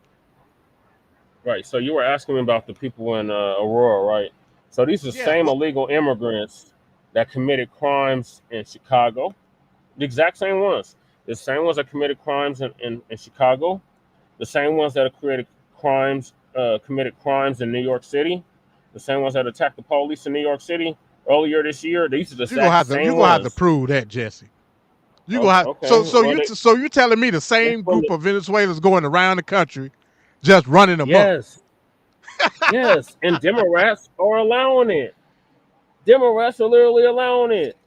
They just now recently indicted these mugs, but until it took all of that for them to get indicted, almost a year later, you know, they attacked the police in New York like back in what, January, February. Yeah, I remember. And then they was on the run for a number of months, and then they committed some more crimes in Chicago. And then they left Chicago, and now they're here in Denver and Aurora. So, yeah. So they just a traveling band of miscreants is what you're saying. Mm-hmm. It's a whole gang. It's a whole prison gang. And remember when the dump said they're going to open up their prisons and jails. They send in the MS-13. They send in drugs. They send in blah, blah, blah. And everybody was like, oh, he's such a hateful. He's such a bigot. Oh, my God. He doesn't know what he's talking about. No, here we go. Taylor, okay, all right, shout out to Van Cat. What's up, Van Cat? What's going on? Well, obviously we got a misdirection going on here. Because from what I'm hearing, MD had to catch somebody up to speed on events we just witnessed. Donald Trump and his holding this whole immigration bill, border bill hostage so he could run on something. So immediately, Republicans, Trump, the Congress of the Republican MAGA party, they have nothing to run on when you have a presidential candidate saying don't do nothing because it'll help the other guy. So I rather the same people they're pleading to that they need to do something about the border because people are dying, getting trafficked, and all these other things, drugs, all this other things that's happening. Those concerns are crocodile tears when you say kill the bill. And the fact that he had to be kept up to speed in live on YouTube is crazy because this just happened. It's not 1964. It's not in the 92 bill. This just happened this year. Right. And look at Kelly. She's saying, was that bill strictly border? No, it wasn't. But that's called amazing. Compromise. It's like this is like a brand. That's called compromise. When you're in Congress, you have to work with the other side of the aisle to get a little bit of what you want, and they get a little bit of what they want. Well, the reality of the situation in Congress. That bill is not a little. That bill was a complete Democrat. Was a lot. Write what you want. Write your wish list. We'll put it through. That's literally what Joe Biden did. Basically, the Democrats bent the knee because they were trying to pass. They were trying to pass funding to get more immigration judges, border patrol. They were trying to do that, and they said, "Oh, we want the wall. We want part of the wall." It's not the wall that was in that bill. It was fencing that was in that bill. Plus, it was fencing. Plus, the Republicans got the Republicans got the quota. That wasn't even something that the Democrats asked for. Langford put that language in the bill. Right. As far as the quota and shutting it down. The Republicans have been fighting for decades to get a lot of what was in that bill there. And the Democrats didn't do an ignorant Republican tactic of, well, we're not going to compromise or we're not going to do this. They heard what they had to say. They hella compromised, and still they're trying to use that somehow, some way to make it a negative on the Democrats. The Democrats did exactly what they needed to do. In this situation, they conceded. Here, you have the right on this issue. We're gonna do some things that we don't even like to do, just to quell a lot of the issues. And here we go in true form of the Republicans, at least in this modern Republican Party, MAGA. They went ahead and crapped on themselves, and now they're trying to make it look like, oh, it's a Democrat fault. That's a whole other party in itself. Like that they're not even true Republicans. MAGA's not even true Republicans. Like they literally hijacked the Republican Party. You cannot just blame everything on MAGA, because MAGA can't move if Republicans ain't co-sponsoring this nonsense. MAGA. You're saying it's the MAGA Republican Party. I'm saying that's a whole nother branch.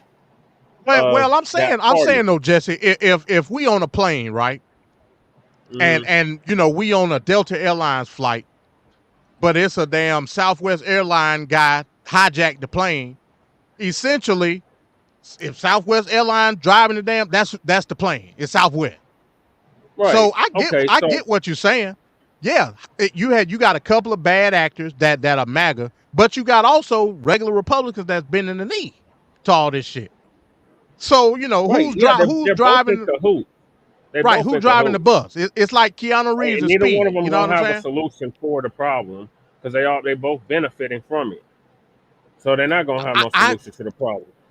Well, at the very least, it's like conversation being had on the Democratic Party.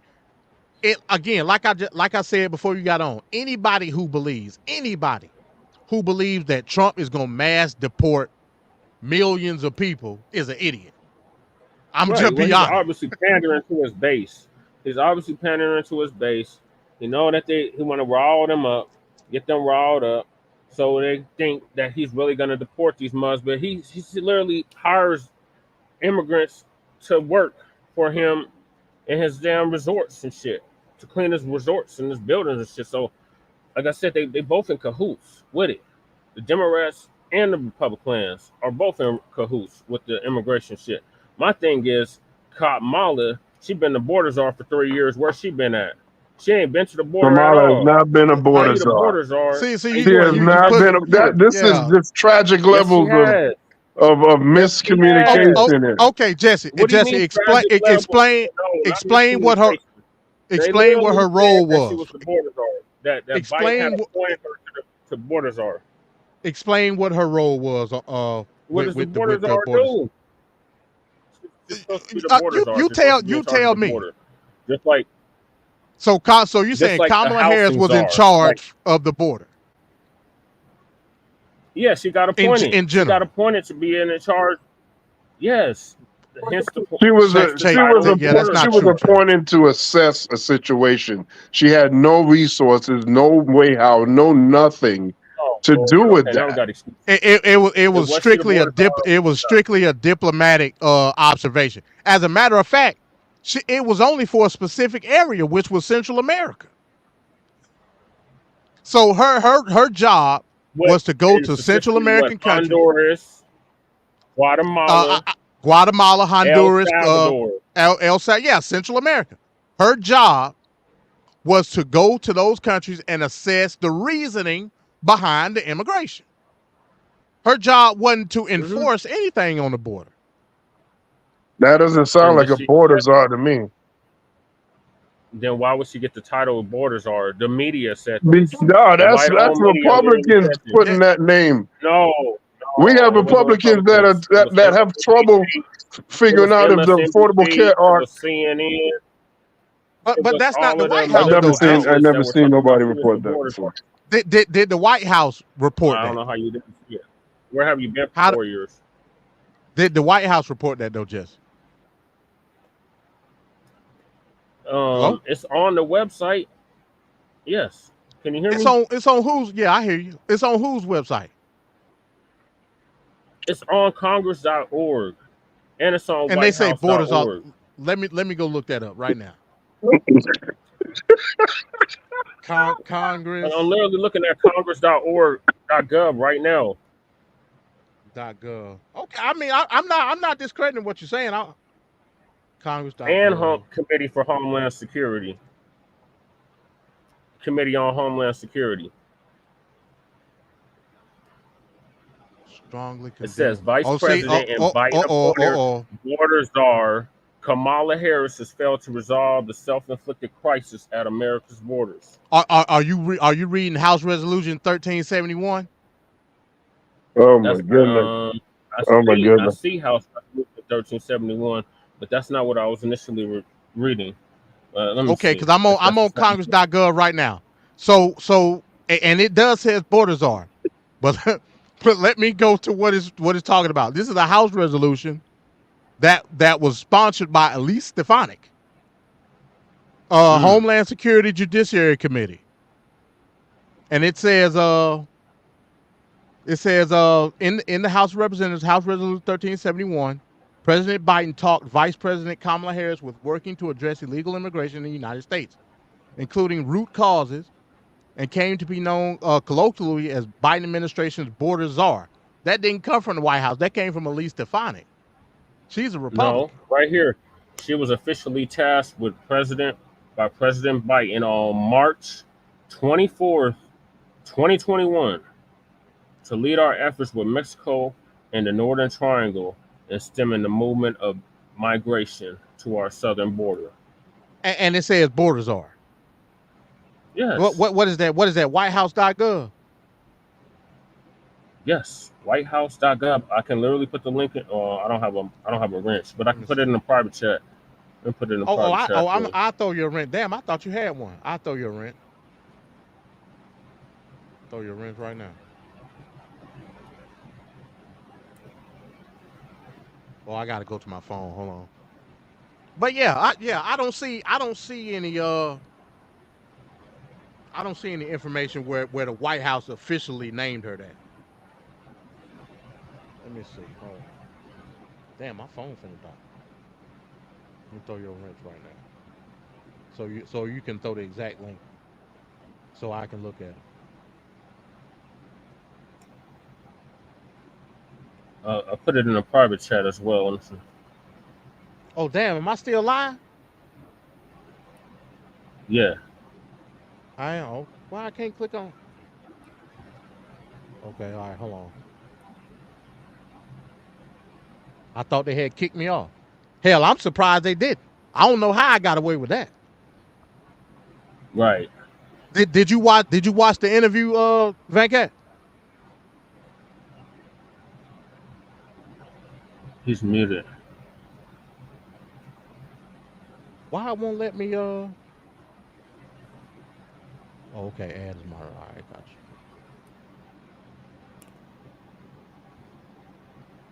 All right, I just added you. Venkat, you there? Okay. He's muted. Oh, okay, all right, don't worry about it. All right, I see it in the private chat. Hold on. Let's see. Marks, President Biden, don't give me information. Okay, it's a transcript. Person.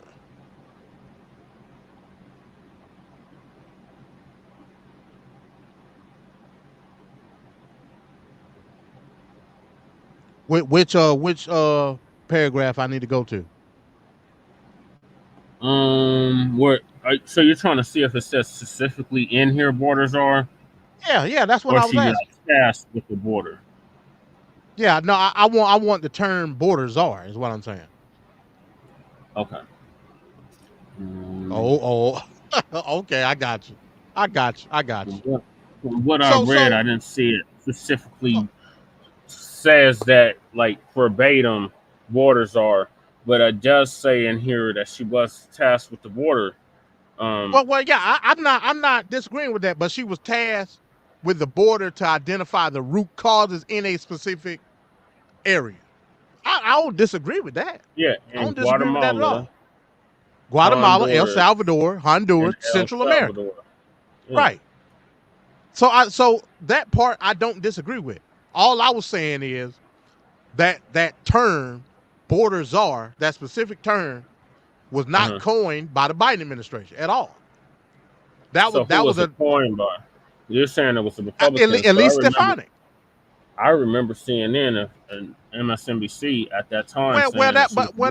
That's media bias though. Of course they're gonna run a story with language that's being used, that's called media bias. I don't. It don't matter where it come from. So I mean, I get your point, but it didn't come from the White House. Hey, Venkat, did you see the interview? I only saw it thanks to your stream, the last part, because I was passed out. I woke up in the middle of it. So I just saw like the last tail end because I couldn't find it anywhere except for your channel. So Exclusive on MD20. oh yeah, doing the Lord's work. Yeah, hey, that's it. So what did you think about what you saw? Like, I didn't think there was anything bad. I'm waiting to see what MAGA's reaction is going to be, but I didn't think anything was going. There was nothing bad there. I didn't think anything bad. You didn't look at it as softball, did you? No, that's just a regular interview. I don't know what people. I guess they're trying to make her into a Sarah Palin or something, but I don't see why or how. How can they do that? Yeah. Yeah, like they're like waiting for this magical trip up to happen. Meanwhile, Trump been a walking live trip up every other minute. I So watched a little bit. That? It's gonna happen. He's talking about. Do you He actually said think a debate is going to happen? they've agreed to it. So the one on the 10th or the one on the 7th? The one on the 10th. 7th. Yeah, the Fox News one ain't gonna happen. You can kill that. Yeah, the Fox News one is not gonna happen. So you think the one on the 10th is happen? The ABC one will happen.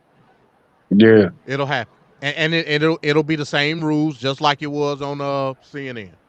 It'll be the same rules. Oh, speaking of interviews, what were your? I didn't get your thoughts, MD, on the MBJ meeting, or I think it was a debacle. Forum. Why do you say it was a debacle? Because she didn't show up, or the questions that were being asked. No, I think it was a debacle on Trump end. So the whole thing about her turning black. First of all, we done had this conversation. We done had this conversation before, Jesse. So you really think she's black? No, I don't think she's black. I think from a cultural standpoint, I can't take her black experience from her. That's what I believe. And I can't do what that. Black experience though? What I would like to know what black experiences was. Because she was only in Oakland for a short time. She was in Canada majority of the time. What makes them? What are we saying here with? What are we saying with black here? Because it seems like there's a difference. Because from what I'm told, any little bit of black in you makes you black. If you allow me to explain, brother, I'll explain. Go ahead, Jesse. We're not all one big nigga. So we are delineating. So you remember that song that Kendrick Lamar did against Drake called "Not Like Us"? Okay. Well, you already know my position. You already know where I'm at with it. I think both of y'all know. But he doesn't know my position on it. So I'm trying to explain it to him where this is coming from. See, what he's talking about is the one drop rule. Oh, well, just because she has supposedly her daddy's black, it ain't even been proven that he's black. Just because he's from Jamaica don't necessarily automatically make him black. And there has been no interview. I would love to see somebody pull one up of him saying, hey, I identify as a black American or a black Jamaican or whatever. Because ain't he supposed to be from Jamaica? So when you actually go into the research on her family, one side is obviously East Indian. And they're not just East Indian. But if you know anything about India has a caste system. They Brahmin, yeah, we know that. So within the Brahmin, there's a hierarchy within the Brahmin as well. I just recently learned. I thought the highest you could go was this Brahmin period, but apparently there's levels to the Brahmin too. But anyway, her, Vivek, and that Mandy chick that was on what was that show? She was on CNN, I think. Mindy. You talking about Mindy Abear? Yeah, they Brahmins. Right. But see, in the caste system, the darker you are, the worse off you are. They got the Dalits, Right. which is the untouchables. So she don't even relate to that struggle. Okay. She's All right. What more about like the other half? she's like the female version of Gandhi. But the other half Okay. is The other half. What? It's East Indian.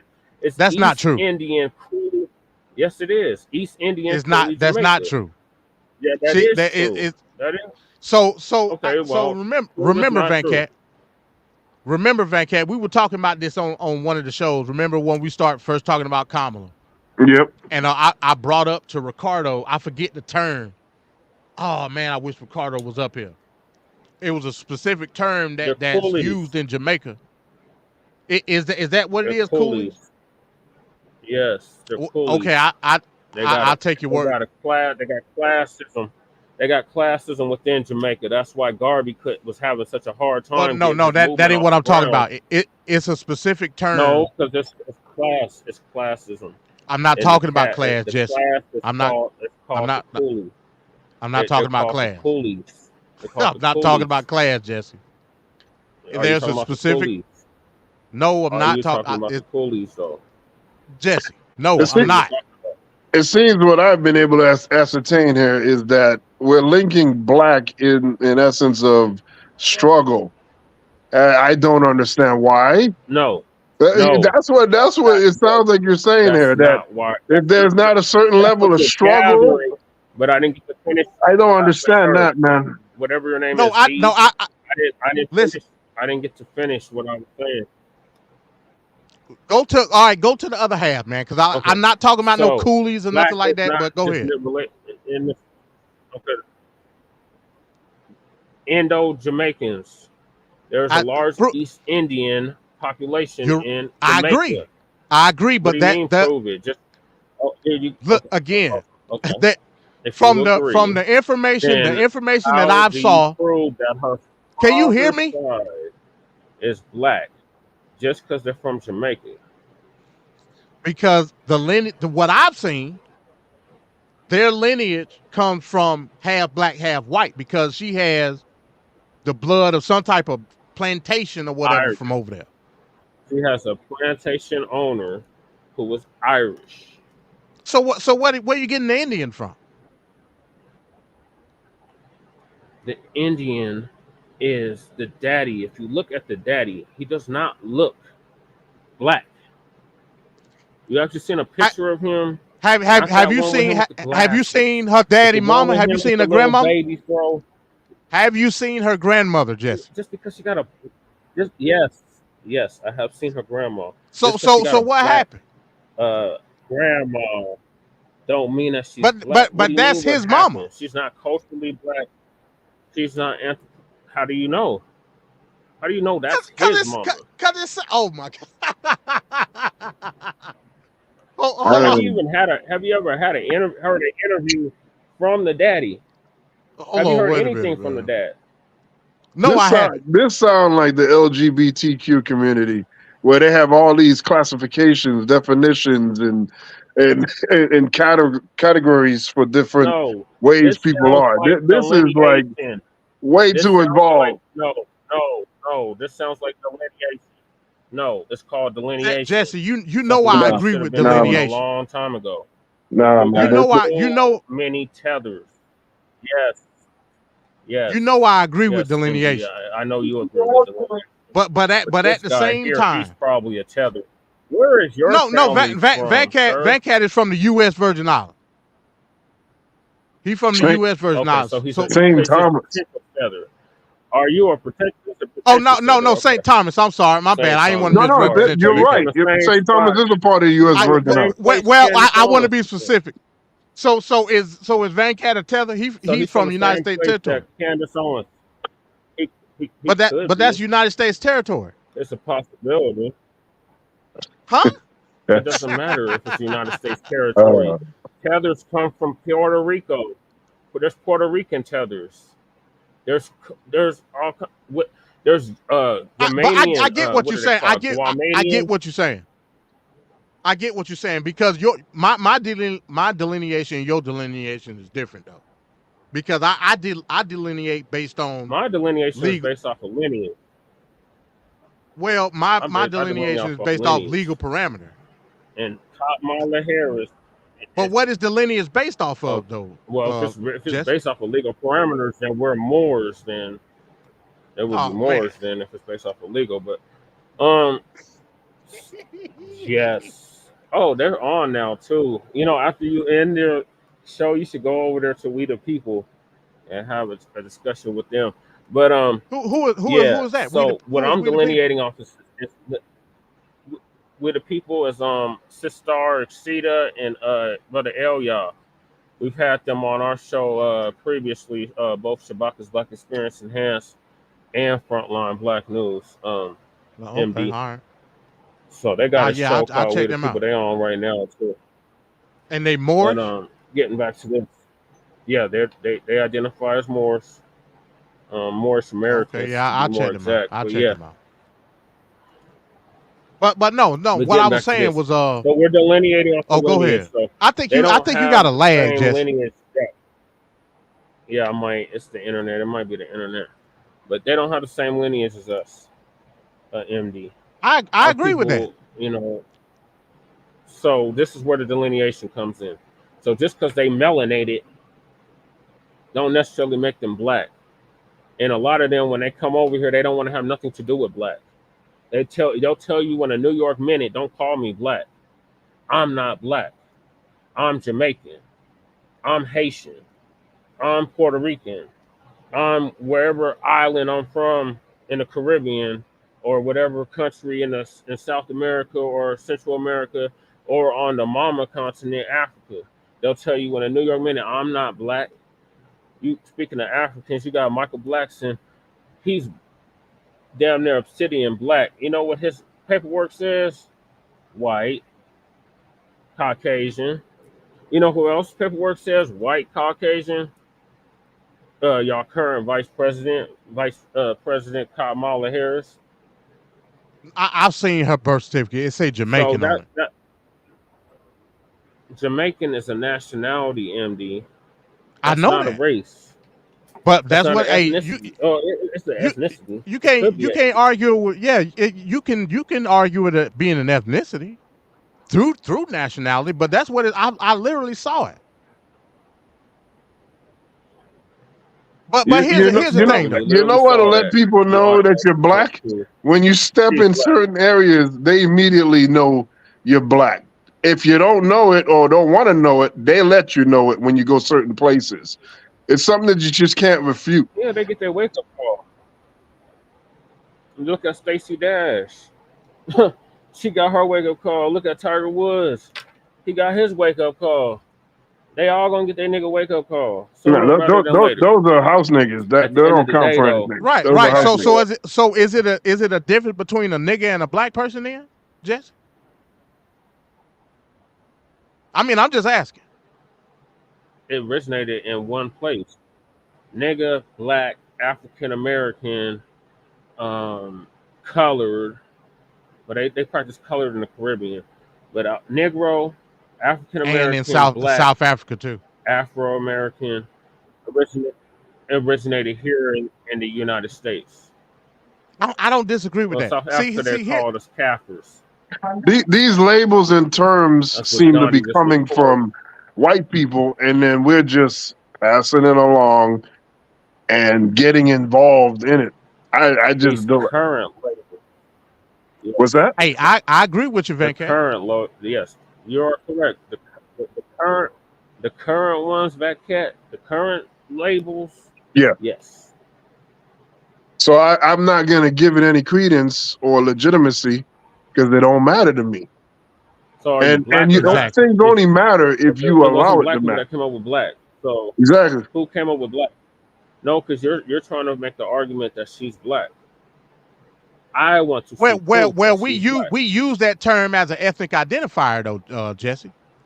Us as use freedmen. That term, or white people use that term.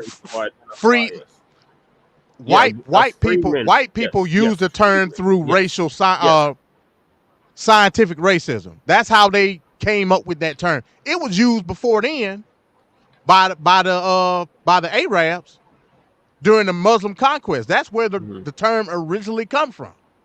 You got Sudan, Al Sudan, land of the blacks. So we know it's got an origin story. You got Kemet. Well, you got Kemet is the land of the blacks. I don't believe in that. Kemet is talking about the fertile land, but that's a whole nother story.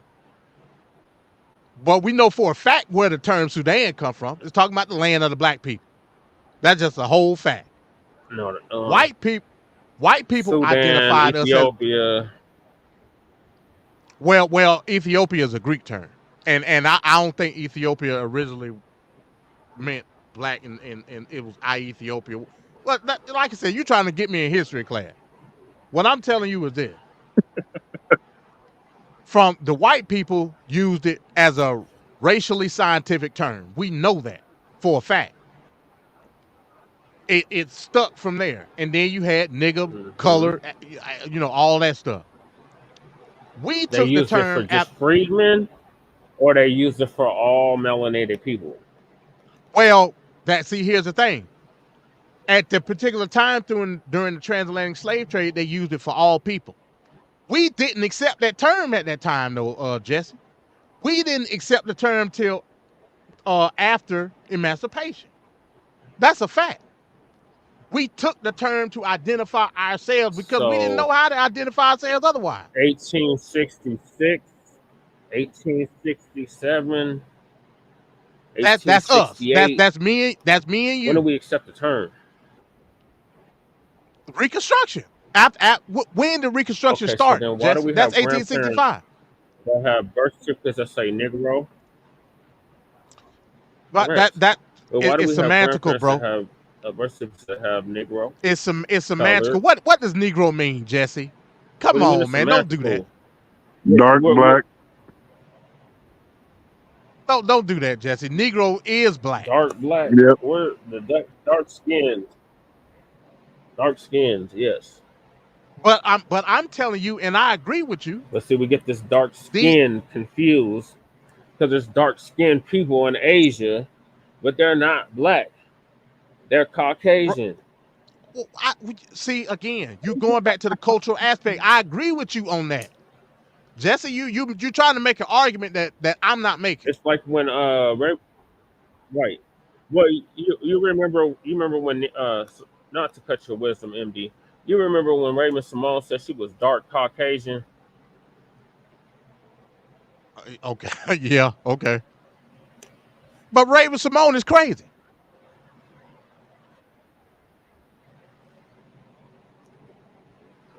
Yeah, she's extra. Have you seen Raven Simone lately? So oh my goodness, Kamala would be dark Caucasian. Yeah. How? Yeah, I don't know, man. South Indians are not Caucasian. That's nowhere near the Caucasus.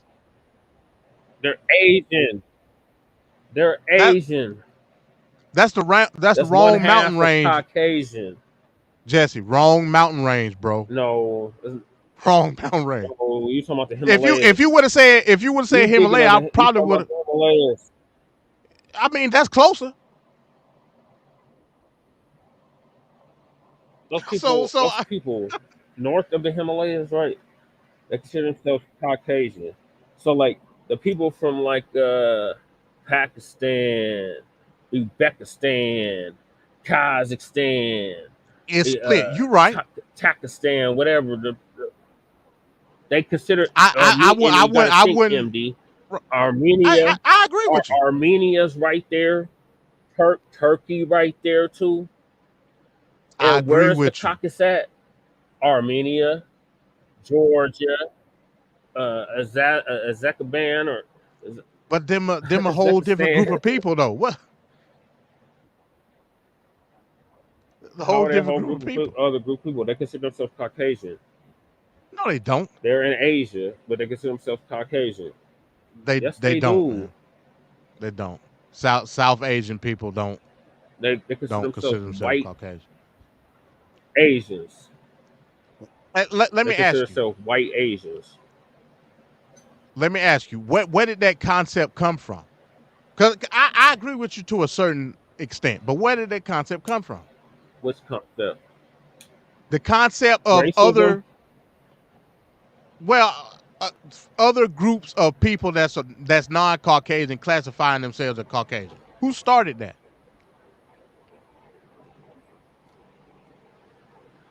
The colonialists. You gotta remember, Okay, Asia was colonized too. Right. Especially India. So the name of the game since scientific racism has existed was to be closest to white as possibly can. Not from a skin tone level, from a social level. So white is a social aspect of how we view people, not from a lack of melanin. We agree with that, right? This is We agree with this is that, like but the Rwanda, white man. power structure does not agree with that. White, Otherwise, you would have honorary Caucasians, and Hitler would have a heart attack. That's literally what I just said. But go ahead, Van Cat. What you about to say? This is just like the Rwanda genocide, where you got white people coming over to Africa, categorizing two groups of tribes, putting them against each other, Hutu and Tutsi, and the classification isn't even about blood or anything. It's about like size of nose, color of skin, and all kinds of other scientific racism. This is exactly what this is. It's like redundant retardation. Scientific racism. Yeah, I'm just saying, like the grouping and the classifications and all that stuff. It's like a box inside of a box inside of another box. Yeah, that don't fly for me. Like that's a lot of time and energy. You fall right into it. And I don't fall into anything. I don't fall into any of that other stuff. Who came up with the one drop rule though? That's a lot of time and energy. Who came up with the one drop rule? I just know the people that you're differentiating from, when they walk into a certain environment and they trying to get a job or they trying to get a loan or whatnot, they look at the color of the skin and the sound of their names, and they're gonna face the same classic old school style racism. That's what I'm focused on. All this other stuff is some crazy. Oh, are you talking about DEI? What was that? You said DEI. DEI. Well, I'm not talking about any of that. Now, all these terminologies of today is like this. Again, this is LGBTQ all over again, where we're just putting all these silly boxes and names and. Came up with all of that, you keep referring back to that, but you keep not acknowledging who came up with that. The same people that came up with everything else, that all these classifications, all these new words, all these new grouping systems. I don't get down with that.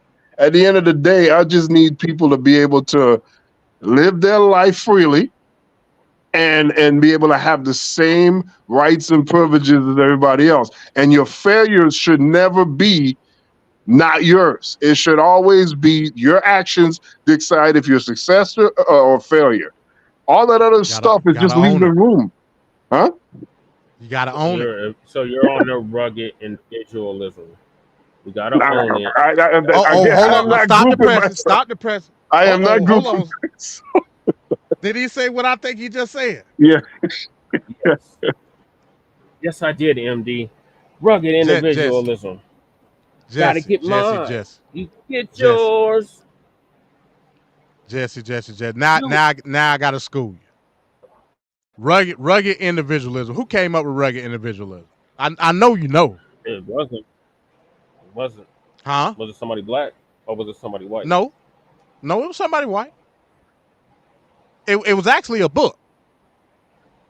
It was the book was called Rugged Individualism. It was Woodrow Wilson. Oh, Joe Wilson. Okay. I said Woodrow Wilson. Woodrow, the president, the former president. The president. Yeah. Yeah. Mm-hmm. Now, rugged individualism is not individualism. Okay, then what is it? Why is it Rugged individualism? individualism is bootstrapperism. Bootstrapperism is not Put yourself up by the individualism. bootstraps. Okay, that's where So that came from. are you equating bootstrapperism with individualism? Is that what you're doing? Well, when I hear that you have to take responsibility for this, and that, but at the same time you need to negate all the stuff that has happened up until this point, yes. That's rugged. I agree with you 100%. That is rugged individualism. That's not traditional individualism, though. I just had to correct you because I'm an individualist. Okay. So when people think about individualism, they usually go to rugged individualism. That's some bullshit. That, as a matter of fact, that was a tool that was being used against black people. Mm-hmm. Yep. So I agree with you. I agree with you 100% by that. Bootstrapperism is not individualism, though. Real individualism is stuff like classical liberalism and shit like that. They ain't never said that you weren't supposed to get no help from the government. They ain't never say that. And then you got social individualism. That's a whole nother, but I don't want to get that far into it. All I'm saying is this. Okay. When it Did you comes take to a Kamala psychology class or two? I'm just astute in individualism. That whole nother topic. Okay. What I'm saying is this. When it comes to Kamala, going back to Kamala Harris, the way I look at it from a political aspect, I don't give a damn if she ain't black or what. I don't care, because I'm not voting for her based on some type of individual accolade or doing something proportionately to a specific group of people. That's not what the president of the United States is supposed to do. So the fact that since when? Okay, so you're not voting like that. You individually, no, I'm right? not. But No. the masses of our people are voting like that. No, they're not. No, they're And not. they've been No, they're not. Yes, they are. We've No, seen they're it with not. Obama, and they trying to recreate it They now. voted. Okay, they voted for Obama because he was black. Did they ask for something back to Obama? I ain't never see that. Vancat, when you voted for Obama, did you expect something in return specifically for you? No, that would be ridiculous. Okay, all right. That would be ridiculous. It would be Politics ridiculous. is quick. Why would it be ridiculous though? Because he would be the first black Wouldn't you want president. something in The return? first black president doesn't have the you fell for luxury to just go for one demographic. Especially if he wants a second term, you have. Well, just saying. So you fell for the symbol. That's symbolism. So Symbolism. what we're doing now, we're demanding. Yeah, that's symbolism.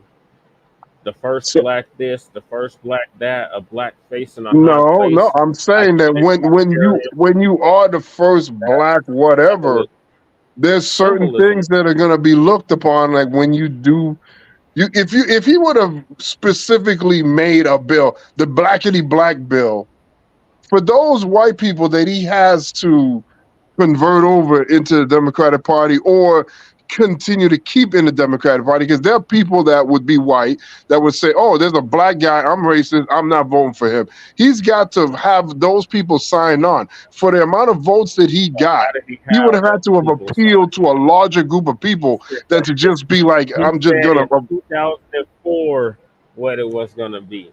When he made that ridiculous speech at the DNC in 2004. That was not a ridiculous speech. And who else? Who was running at that time? I think it was Bush, the Jr. Yeah, that was during Kerry, the DNC, when John Kerry was running. Hey, we get you talking about not red and blue. No, but the United States of America. Yeah, that speech. So again, yeah. So name me a president that does something specifically for a group of people. I mean, it's crazy. Reagan did reparations for the Japanese that were interned. Okay, that was specific. But what was the reasoning behind it? Was it because they were Japanese? Was it because they were Japanese? No, because they were interned. They were descendants of the interned. Exactly. So Why don't we take that same approach with our claim? Why, That's what bringing we're doing, MD. We but on bringing the black same accord. bringing black into it is not going to help. As a matter of fact, the it black hurt. is going to help with the foundational, because that means that we're the foundation of this country, United States. That's where the black come in. If you bringing black into reparations, you killing reparations. I'm gonna just be honest with you. If you bring black into reparations, well, that's our you legal kill status. Okay, reparations. so our legal status is freedmen or more. So which one do you suggest we use? If you say more, they're gonna laugh us out the damn Congress Hall. But if you say freedmen, you can have legal justification because it's a track record. So we're going with the freedmen. That's where it's lineage based. I ain't got no issue with that. So why do we fight cash reparations? We fight because these other groups like CARICOM, they got their own stuff that they exclude us from, but they got their own. They should exclude us from it.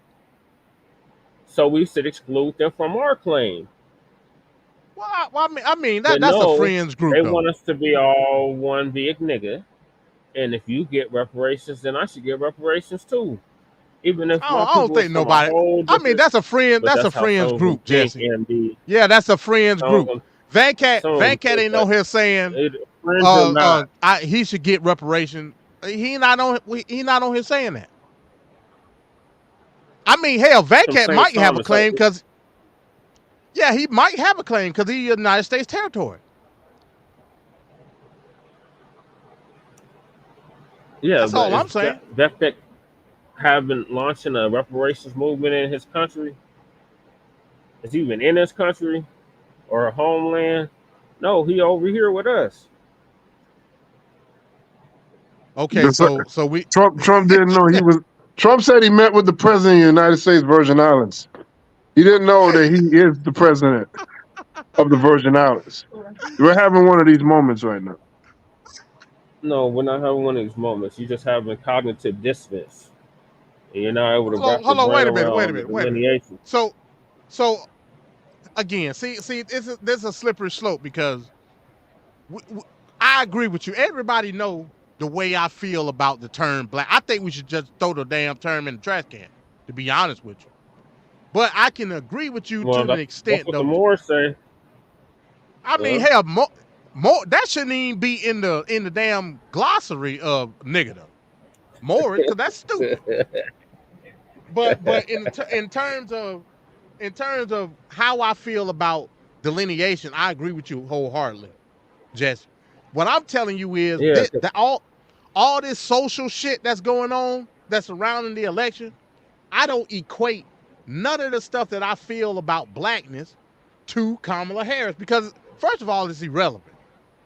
Second of all, I don't have the luxury, despite what we may think about gatekeeping blackness, I don't have the luxury to do that to somebody's experience, even if it is one drop. I ain't got the luxury of doing that shit. Do I agree with the one drop rule? You don't have the luxury. Yeah, we don't have the luxury to do that based on the fact that the experience of being black in this country is painted with a broad brush. I don't disagree with that shit either.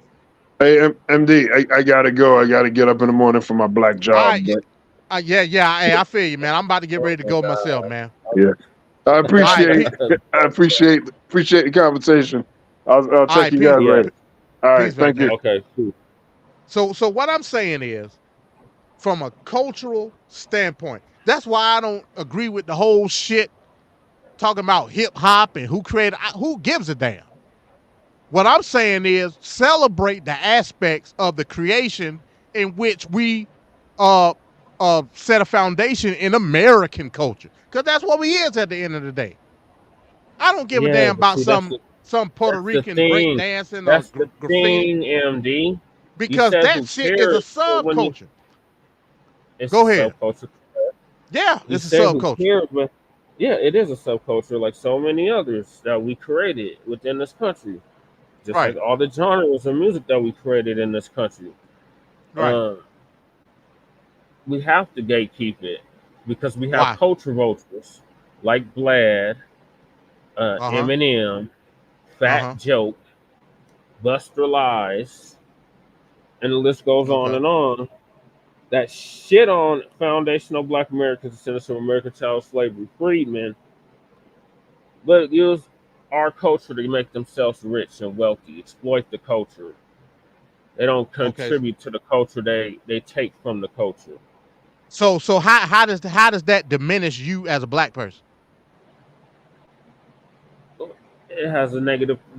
First of all, black has a negative connotation. So they want to dump all their trash onto us. When it's trash time, it's all niggerdom. It's a free for all for anybody that's melanated. You can try it. But when they get a celebration or a accomplishment, it's whatever country they from. Their flag is a flying. But when we do it, foundational Black Americans, freedmen, it's a problem. Oh, you're being divisive. Oh, you're being xenophobic. Because so you're worried about societal perception of what they think about you. As a political candidate, yes. Yeah, as a political candidate, yes. But personally, no, I don't give a damn. But yeah, as a political candidate, I have to, because that's what they're throwing at me. They're already doing it, MD. They're already saying, oh, you're xenophobic, you're this, you're that. No, I don't have a problem with the diaspora. My problem is with the tethers. Just like I have a problem with the coons in our communities, I have a problem with the tethers in the diaspora, and them being allowed. I gotta respond to this real quick. This Kelly said. Oh, thank you. I got the rest. I know I'll have. Yeah, I got you. I know I'll have to rewind, but I honestly believe that Democrats were so desperate for the black vote. ? Yes. ADOS and FBA could have gotten reparations, in my honest opinion. Could have gotten reparations by who, Kelly? Are you telling me that we had a greater possibility of getting reparations through Trump? Yes. Is that what you're telling me? First of all, if you even conceptualizing that, you got an issue from a congressional standpoint, because Trump ain't got shit to do with reparations, nor does he have any pull on if he can get it or not. Why do we put so much emphasis on the president? I don't get that, and not look at Congress. Trump can't get me shit, just like Kamala can't get me shit. The only people that can get me reparations is Congress. Yet I don't hear no conversation about none of the races going on in Congress. I don't got no races in my state. We talk about it. We got races going. I'm in a race right now for House District 8. I'm talking about federal Congress. Oh, federal. Yeah, we got federal races. I'm talking about the House. I'm talking about the House and the Senate. Yeah, we got stuff going on here in the state of Colorado right now. Okay. So is fucking what's her face? Bobart. Yeah, is Bobart gonna get you closer to reparation? She met with 50 Cent. He's still waiting on Biden to meet with Ice Cube. Hey man, I can't fuck with that, bro. Like I said, and this is the issues that we deal with when we talk about, especially as reparationists. Like we know, as reparationists, it's gonna take work. You putting in work, and I commend you for that, Jesse. Running in these state houses. Like, I commend you for that shit. I wish I could do it. You know what I'm saying? But I got to work this damn truck until my damn feet fall off, basically. So from that aspect, it's gonna take a local and state effort, no doubt. Ultimately, it should be a federal effort. But I'm not gonna hate on no state. We ain't got no PACs. You talking about federal? You gotta have PACs. Which means you gotta have a war chest. I agree with you, but guess what? We don't currently have that I know of. Well, that's not necessarily true. We have it. You just don't probably agree with the rhetoric that they push. Oh, because we definitely got it. I'm talking about independence. We don't have that. Well, okay. If you want to say independent, that's fine. But I mean, Black PAC is one of the biggest PACs in the country. But that's Democrats. I think they rank like 3 or 4. I mean, yeah. Hey, again, If you want to look at it that way. So But you at think the the end of the Democrats day, would be more likely to cut the check than the Republicans? I believe think Trump is influence would be petty. more important than cutting the I check. think I don't give a I damn where think it come from. I think the dump is petty enough, but he would do it just to spite the Democrats. Because he already said he done more for black people than since Lincoln, which was comical within itself. But what are the Democrats offering us at the end of the day? They don't And have to I offer agree us with anything you. because our We- influence ain't. No, Our influence is not no. there. How are we their base? We're their base, but our influence isn't there. Do you know what being lethargic means? we're a lethargic base. What we don't have We're the any swing influence. vote. No, we're the swing vote. We decide We're who the not president is. we're not the swing vote. Okay, who's We the were the swing vote? we were the swing vote in a specific state in 2020, So we which didn't was win it. Georgia. We didn't win it for Biden in 2020. Black people. That So I sat said up we there were a and said swing lie vote in a when he specific said, state. I'm In gonna a have your specific back state. like you had mine, because in my lowest time, the African Jesse, American what was he community talking came about, out for Jesse? me. Was he talking about the country or a specific state? He was talking about the country. He wasn't. Okay, so you think he was talking about a specific state? He was talking about Georgia. Georgia. So is Georgia gonna come out for him again, or Kamala We'll have to see. Because she was just in your state today. I heard she Right, was in your correct. state. Heard they did a rally today. I watched a little bit of Correct. it. I watched a little bit of it. And every time she opened her mouth, I just think of that cackle that's gonna come somewhere in it. Like when she was said she wasn't gonna do nothing specifically for black people. No. And then cackled afterwards. Nor should she, bro. Nor should she. Why? I'm because I'm not looking at her. I'm not looking at her to do anything. anything specific for black people. Okay, so you don't I'm think not. of your vote. Okay, so you don't think it's your vote for sale. My vote for sale. Yeah. In terms of what? If I give my vote to a candidate, I'm gonna expect something in return, or I'm just giving it away freely. Which one You're is giving it? you're giving it away for implementation of policy that's going to benefit you. I What agree, policy does Kamala have? bro. Do you know what platform mean? Yes. What platform does she have? The Democratic platform. That isn't listed on her website. There's It don't no have to be. policy. It don't have to be listed on the website, bro. It doesn't have to be. No. Are you serious, MD? So you just vote? I'm 100%. No, So you no, just I vote- know, I Do you know, vote I for people know. off of policy, or do you Yeah, vote I off do of vote for people personality? off of policy. Off of policy, you're 100% correct. But I know that policy toward that specific candidate is not her policy. It's the Democratic platform. And what is the Democratic platform? You want me to go to it now? Yes, pull it up. Okay, If you won't, gotcha. you won't pull it up. Gotcha. No problem. Because KamalaHarris.com don't have It no don't have to have it, bro. Agenda 47, Project 2025. That shit is a play. That's a play It's a that play. both parties are using, though, and have been using for decades. Hey, again, it's not my fault if you can't properly vet what's going on. You know that's something. Hey, that's called pandering on either side. You just Right. us as citizens have to know how to study this type of shit. It ain't no. The candidate is there. It's like when somebody come to your door and try to sell you some encyclopedias or whatever the fuck. It's their job to tell you about these encyclopedias, even if they tell you some bullshit about the encyclopedia. They're gonna say it for you to buy the shit.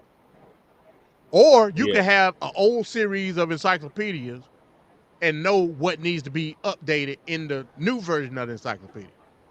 That ain't for the encyclopedia salesman to do. That's your job. You know what I'm saying? So Right. I look at it that way. Well, It's not the Chairman job of Mount Kamala Harris. said no investigation, no right to speak. A lot of people speaking Hold on. on things they have not investigated. You're right. I agree with that 100%. I agree with that shit 100%. But again, that's not for Harris.com to do. This is not. You know what I'm saying? So, but the candidate's job is not to inform the voter of what oh, their she's done that. policy is. She's done that. She So it's just just did it last. She just did it tonight. And more illegal immigration. I don't think that's what she said, but you know what I'm saying. That's all I heard at the DNC. That's all I heard at the DNC. And she said we gonna give y'all more illegal immigration. Not in those words. Not in those words, but she didn't say anything about stopping it or slowing it down or addressing it. She all actually did because again hope and abortion is the main topic. Bro, whether you want to agree with it or not, abortion is the main topic of the election. That's just a fact. You ain't got to rock with it. It's gonna roll right through. Mobile van. MD is so bad they had a whole mobile clinic in front of the DNC, so people could, if they wanted, could get abortions and vasectomies. Where did you see that at, Jess? You didn't see that? Oh my God! You don't be listening to the same stuff, checking out the same stuff I do. So all right. I got the outline, the platform up right now. It's a whole slew of stuff. You could download it on PDF. Yeah. What do you have pulled up there? The Democratic Party platform. Uh-huh. Okay, that's the preamble. I'm gonna have to zoom in. Yeah, I'm just scrolling through it. Okay. But I just wanted to show you that it's here.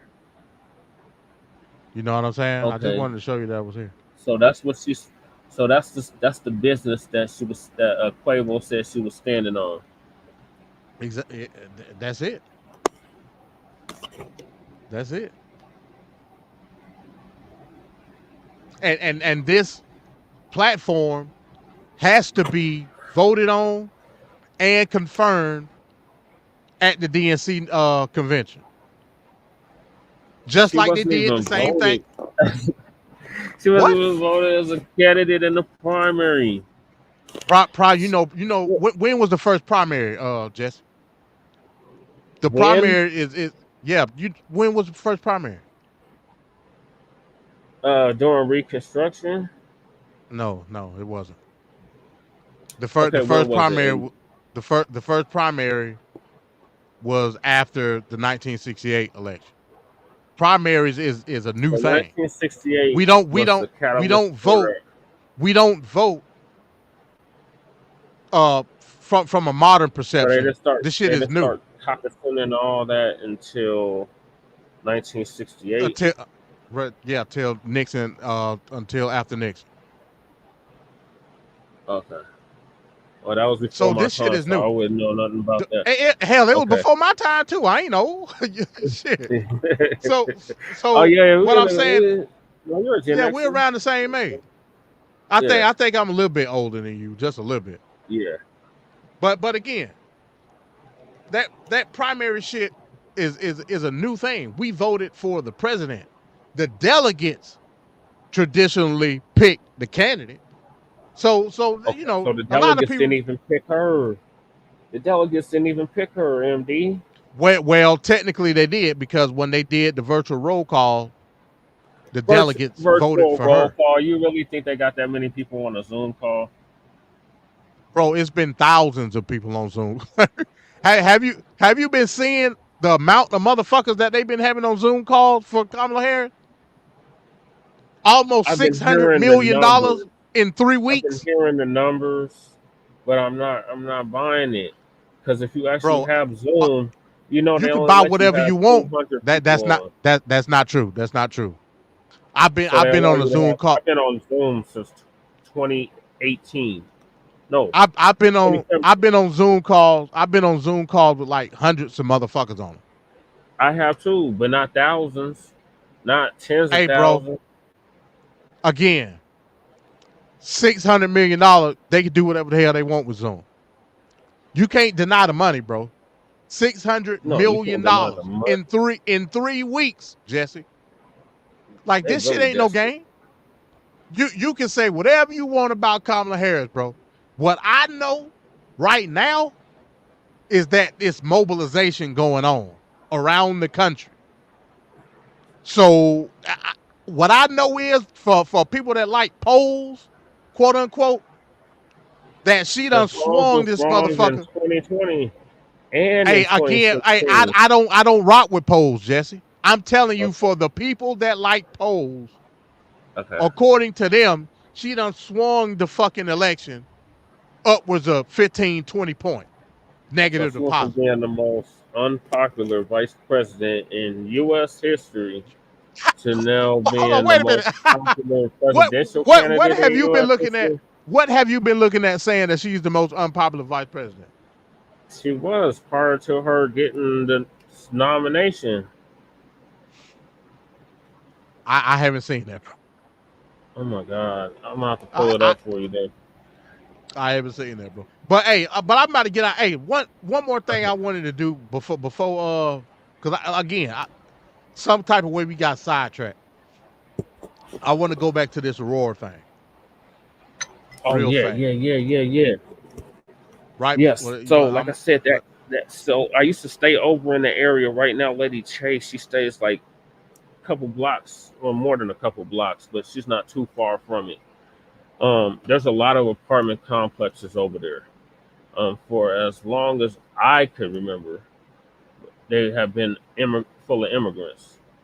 So the whole Okay, thing all right. about the immigrants living in the apartment complexes, that's not new. What's new is these Venezuelans. These Venezuelans that came hella deep and started moving into these certain apartment complexes in North Aurora. Now, North Aurora is like, it used to be a predominantly black part of Aurora, but now it's being gentrified and it's basically full of illegal immigrants and white folks now. So, okay, all right. Let me read this. The street where this is at, known, right? There's a certain What's the name? Because I got Aspen Grove. I got Aspen Grove right there. Is that the name of the apartment? Yeah, Aspen Grove could be one of the names. Yeah, that's the one that's on. Is that the name of the apartments that's associated with the video that's out? Yes. Okay, all right. Finish up, man, and I finish up so I can read this article right here. Names, so the name of them have probably changed since I lived over there. But okay, all right. Well, yeah. I'm gonna read this part of this article real quick. It says Aspen Grove controversy. The owner of a 99-unit apartment complex at Aspen Grove Apartments at 1568 Nome Street told Sentinel, Colorado earlier this week the Aurora Police Department has failed to control what he says is unchecked Venezuelan gang activity at his apartment building. This is the owner of the apartment complex.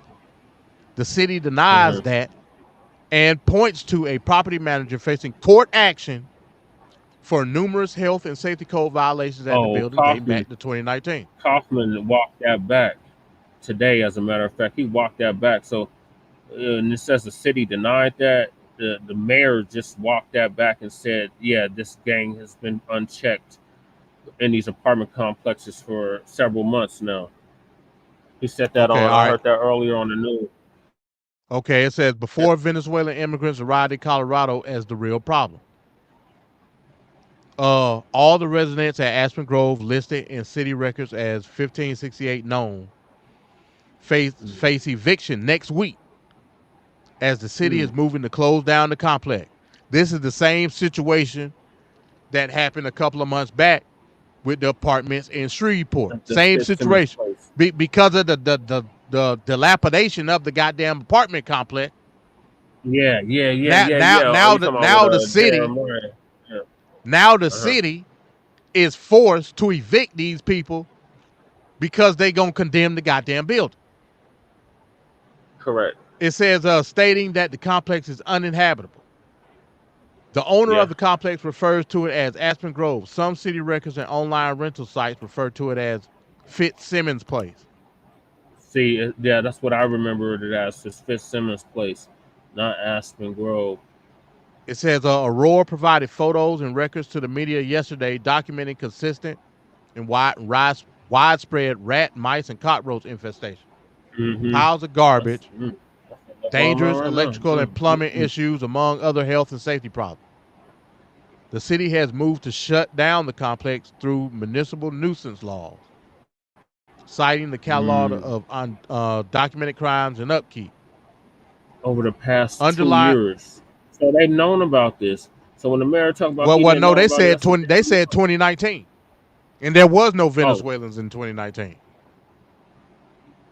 There was immigrants though. Well, I mean, tomato. It wasn't the situation that we saw on the video was not there in 2019. From that group of people. From that group of people. Yeah, from that group of people, yeah. Yeah, but that situation is going on over there because there's several apartment complexes over there, like I said, and they are gang infested with Crips and Bloods and whoever else. But those are homegrown gangs. These Venezuelans, they're new. They haven't even been around a full year yet. Okay, all right. It says underlining the growing dispute is how Denver and Aurora are handling the challenges of a wave of up to 40,000 Venezuelan migrants coming to the region over the past 2 years. The surge of migrants has overloaded local immigrant resources. The crisis has become regular fodder in the 2024 general election, pitting local and national political factions against each other. On July 28th, an Aurora shopping center was overrun with an estimated 4,000 cars. Yep, I seen the video. As a disorderly flash mob, lured by social media posts, attracted people focused on the results of the July 28th Venezuelan presidential election. City officials said Monday the legal action to shut down Aspen Grove is unrelated to all of that. The owner spoke to the Sentinel via telephone, joined by his public relations representative asking not to be named, citing a fear of violence and threats against him and his family. The city has identified the property owner in numerous court documents as Known Partners LLC. Court filings against the property named Zev Baumgarten and Known Partners LLC, a Denver company. The owner told the Sentinel that he pushed Aurora police since last September to help remove what he claims are members of a Venezuelan gang, Tren de Aragua, squatting in his buildings and threatening his tenants and employees. He said tenants described to him gang members breaking into vacant apartments, patrolling with assault rifles, and threatening them to pay rent to the gang members, not the owner. City officials deny that this is the part of the cease issue, but police officials would not say if there is TDA gang activity or members at this complex or near others nearby. They know. APD know. So that's a damn lie. APD know. It says a document obtained by the Sentinel from Albuquerque police warned police in the Denver area that the TDA gang is active and was given a green light by gang leaders in Venezuela to shoot local law enforcement. In a statement to the Sentinel on Wednesday, they put out a green light on the police. Yep. It says Denver police said the department takes the presence of TDA seriously, and protecting the safety of our residents and our officers is always our top priority. All right, let me scroll down. This is a lot of shit. Yeah. Online apartment finding sites list average rent at Aspen Grove for a 2-bedroom, 750 square foot apartment. That's small. For about $1,600 a month. Yep, that sounds about right. So yeah, I mean, all the apartments is over there. They small like that. The $1,600 a month. That's some bullshit. I mean, but you know, different state, like, yeah, a $1,600 a month can get you a pretty nice size apartment in Georgia, depending on where you at. Yeah, But but here, that shit is run down. So yeah, man, yeah, I wanted you up here to talk a little bit about that. Oh yeah. But yeah, So like, so yeah, oh yeah, go ahead. I'll just say like the gang infestation is nothing new. It's just different members now, and these members are that's a prison gang. It didn't say that in the article, but it's a prison gang from Venezuela. So they are really ruthless, like more so than the existing gangs that already exist there. Because there's a lot of question of like what's the existing gangs is doing about it. It don't seem like they're really putting up a fight against these Venezuelans. But me and Lady Che we're gonna make a trip down over there because, like I said, it's like right down the street from our house. So hopefully this weekend we're gonna do a late night creep over there, see what's really happening. We're probably gonna record it too, because I don't believe nothing that this damn local media is talking about, because they don't know. But we actually live there, or she does, and she patrols the neighborhood, so she knows better than them what's really happening over there in regards to this. All right, man. I'm gonna be tuned in, man. Like I said, bro, with me, when it comes to the immigration issue, I see the present danger from it. I just don't agree, or I just don't see the vision that the Republicans trying to market to the general public, because it's some bullshit. We had an opportunity. They didn't even let us.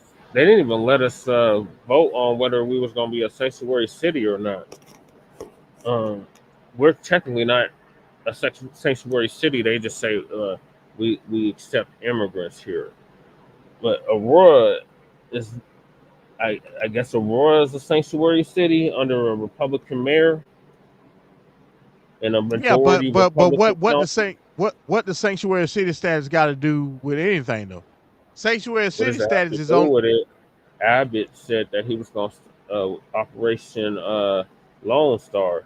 He was going to send the illegal immigrants to these sanctuary cities and sanctuary states. But again, what is sanctuary city status for? All it's there for is to not enforce immigration law, which I don't agree with. I don't agree with that shit. I'm telling you, this situation ain't got nothing to do with it being a sanctuary city or not, because these Venezuelans are not illegal.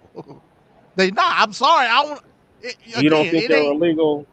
You don't think they're illegal? Under the law, they ain't. I don't know what to tell you. These are the same ones that were illegal in New York. They were illegal in Chicago, but now they come to Aurora and they're not illegal. Migrants are not illegal. Hey, it is what it is.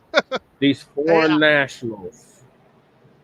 Is that the word you want to use? Again, they're still not illegal. Not technically, they're not illegal from a technical standpoint. So As a matter of fact, their papers, they got their visas, they got proper documentation to be here. As they have their temporary status as being basically in limbo of asylum status. If they but again, asylum. But right, they're asylum seekers. That don't make them illegal though. That just mean they in the process of seeking asylum. Yeah. So it's not them being illegal. It's the system being fucked up. Yeah. But Trump ain't telling us that. Yeah, you're right. He's not. So he's selling white people and racists and falsifiers and information a dream is what he's doing. Jesse, do you know how much money? Just think about it.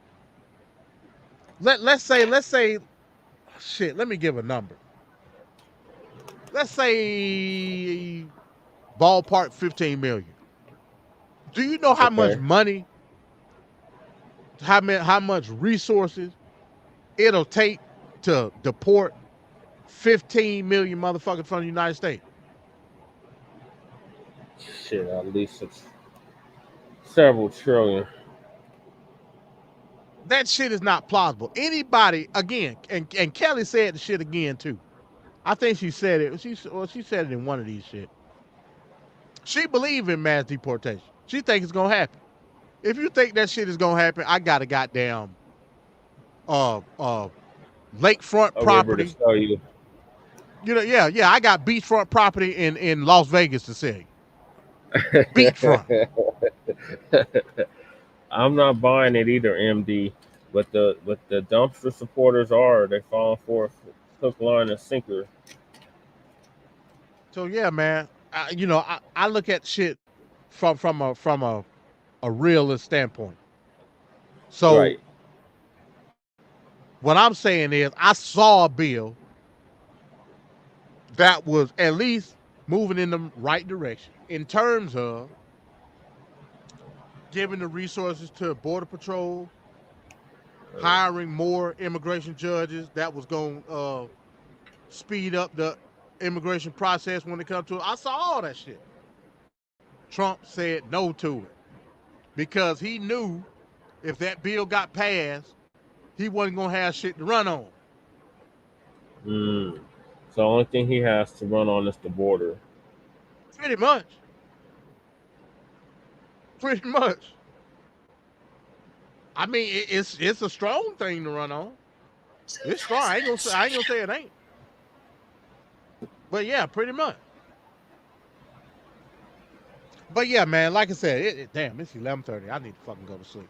Yeah, I'm glad you came up here, man, because like I said, I wanted more information on that thing that was going on in Aurora, man. And, in Aurora.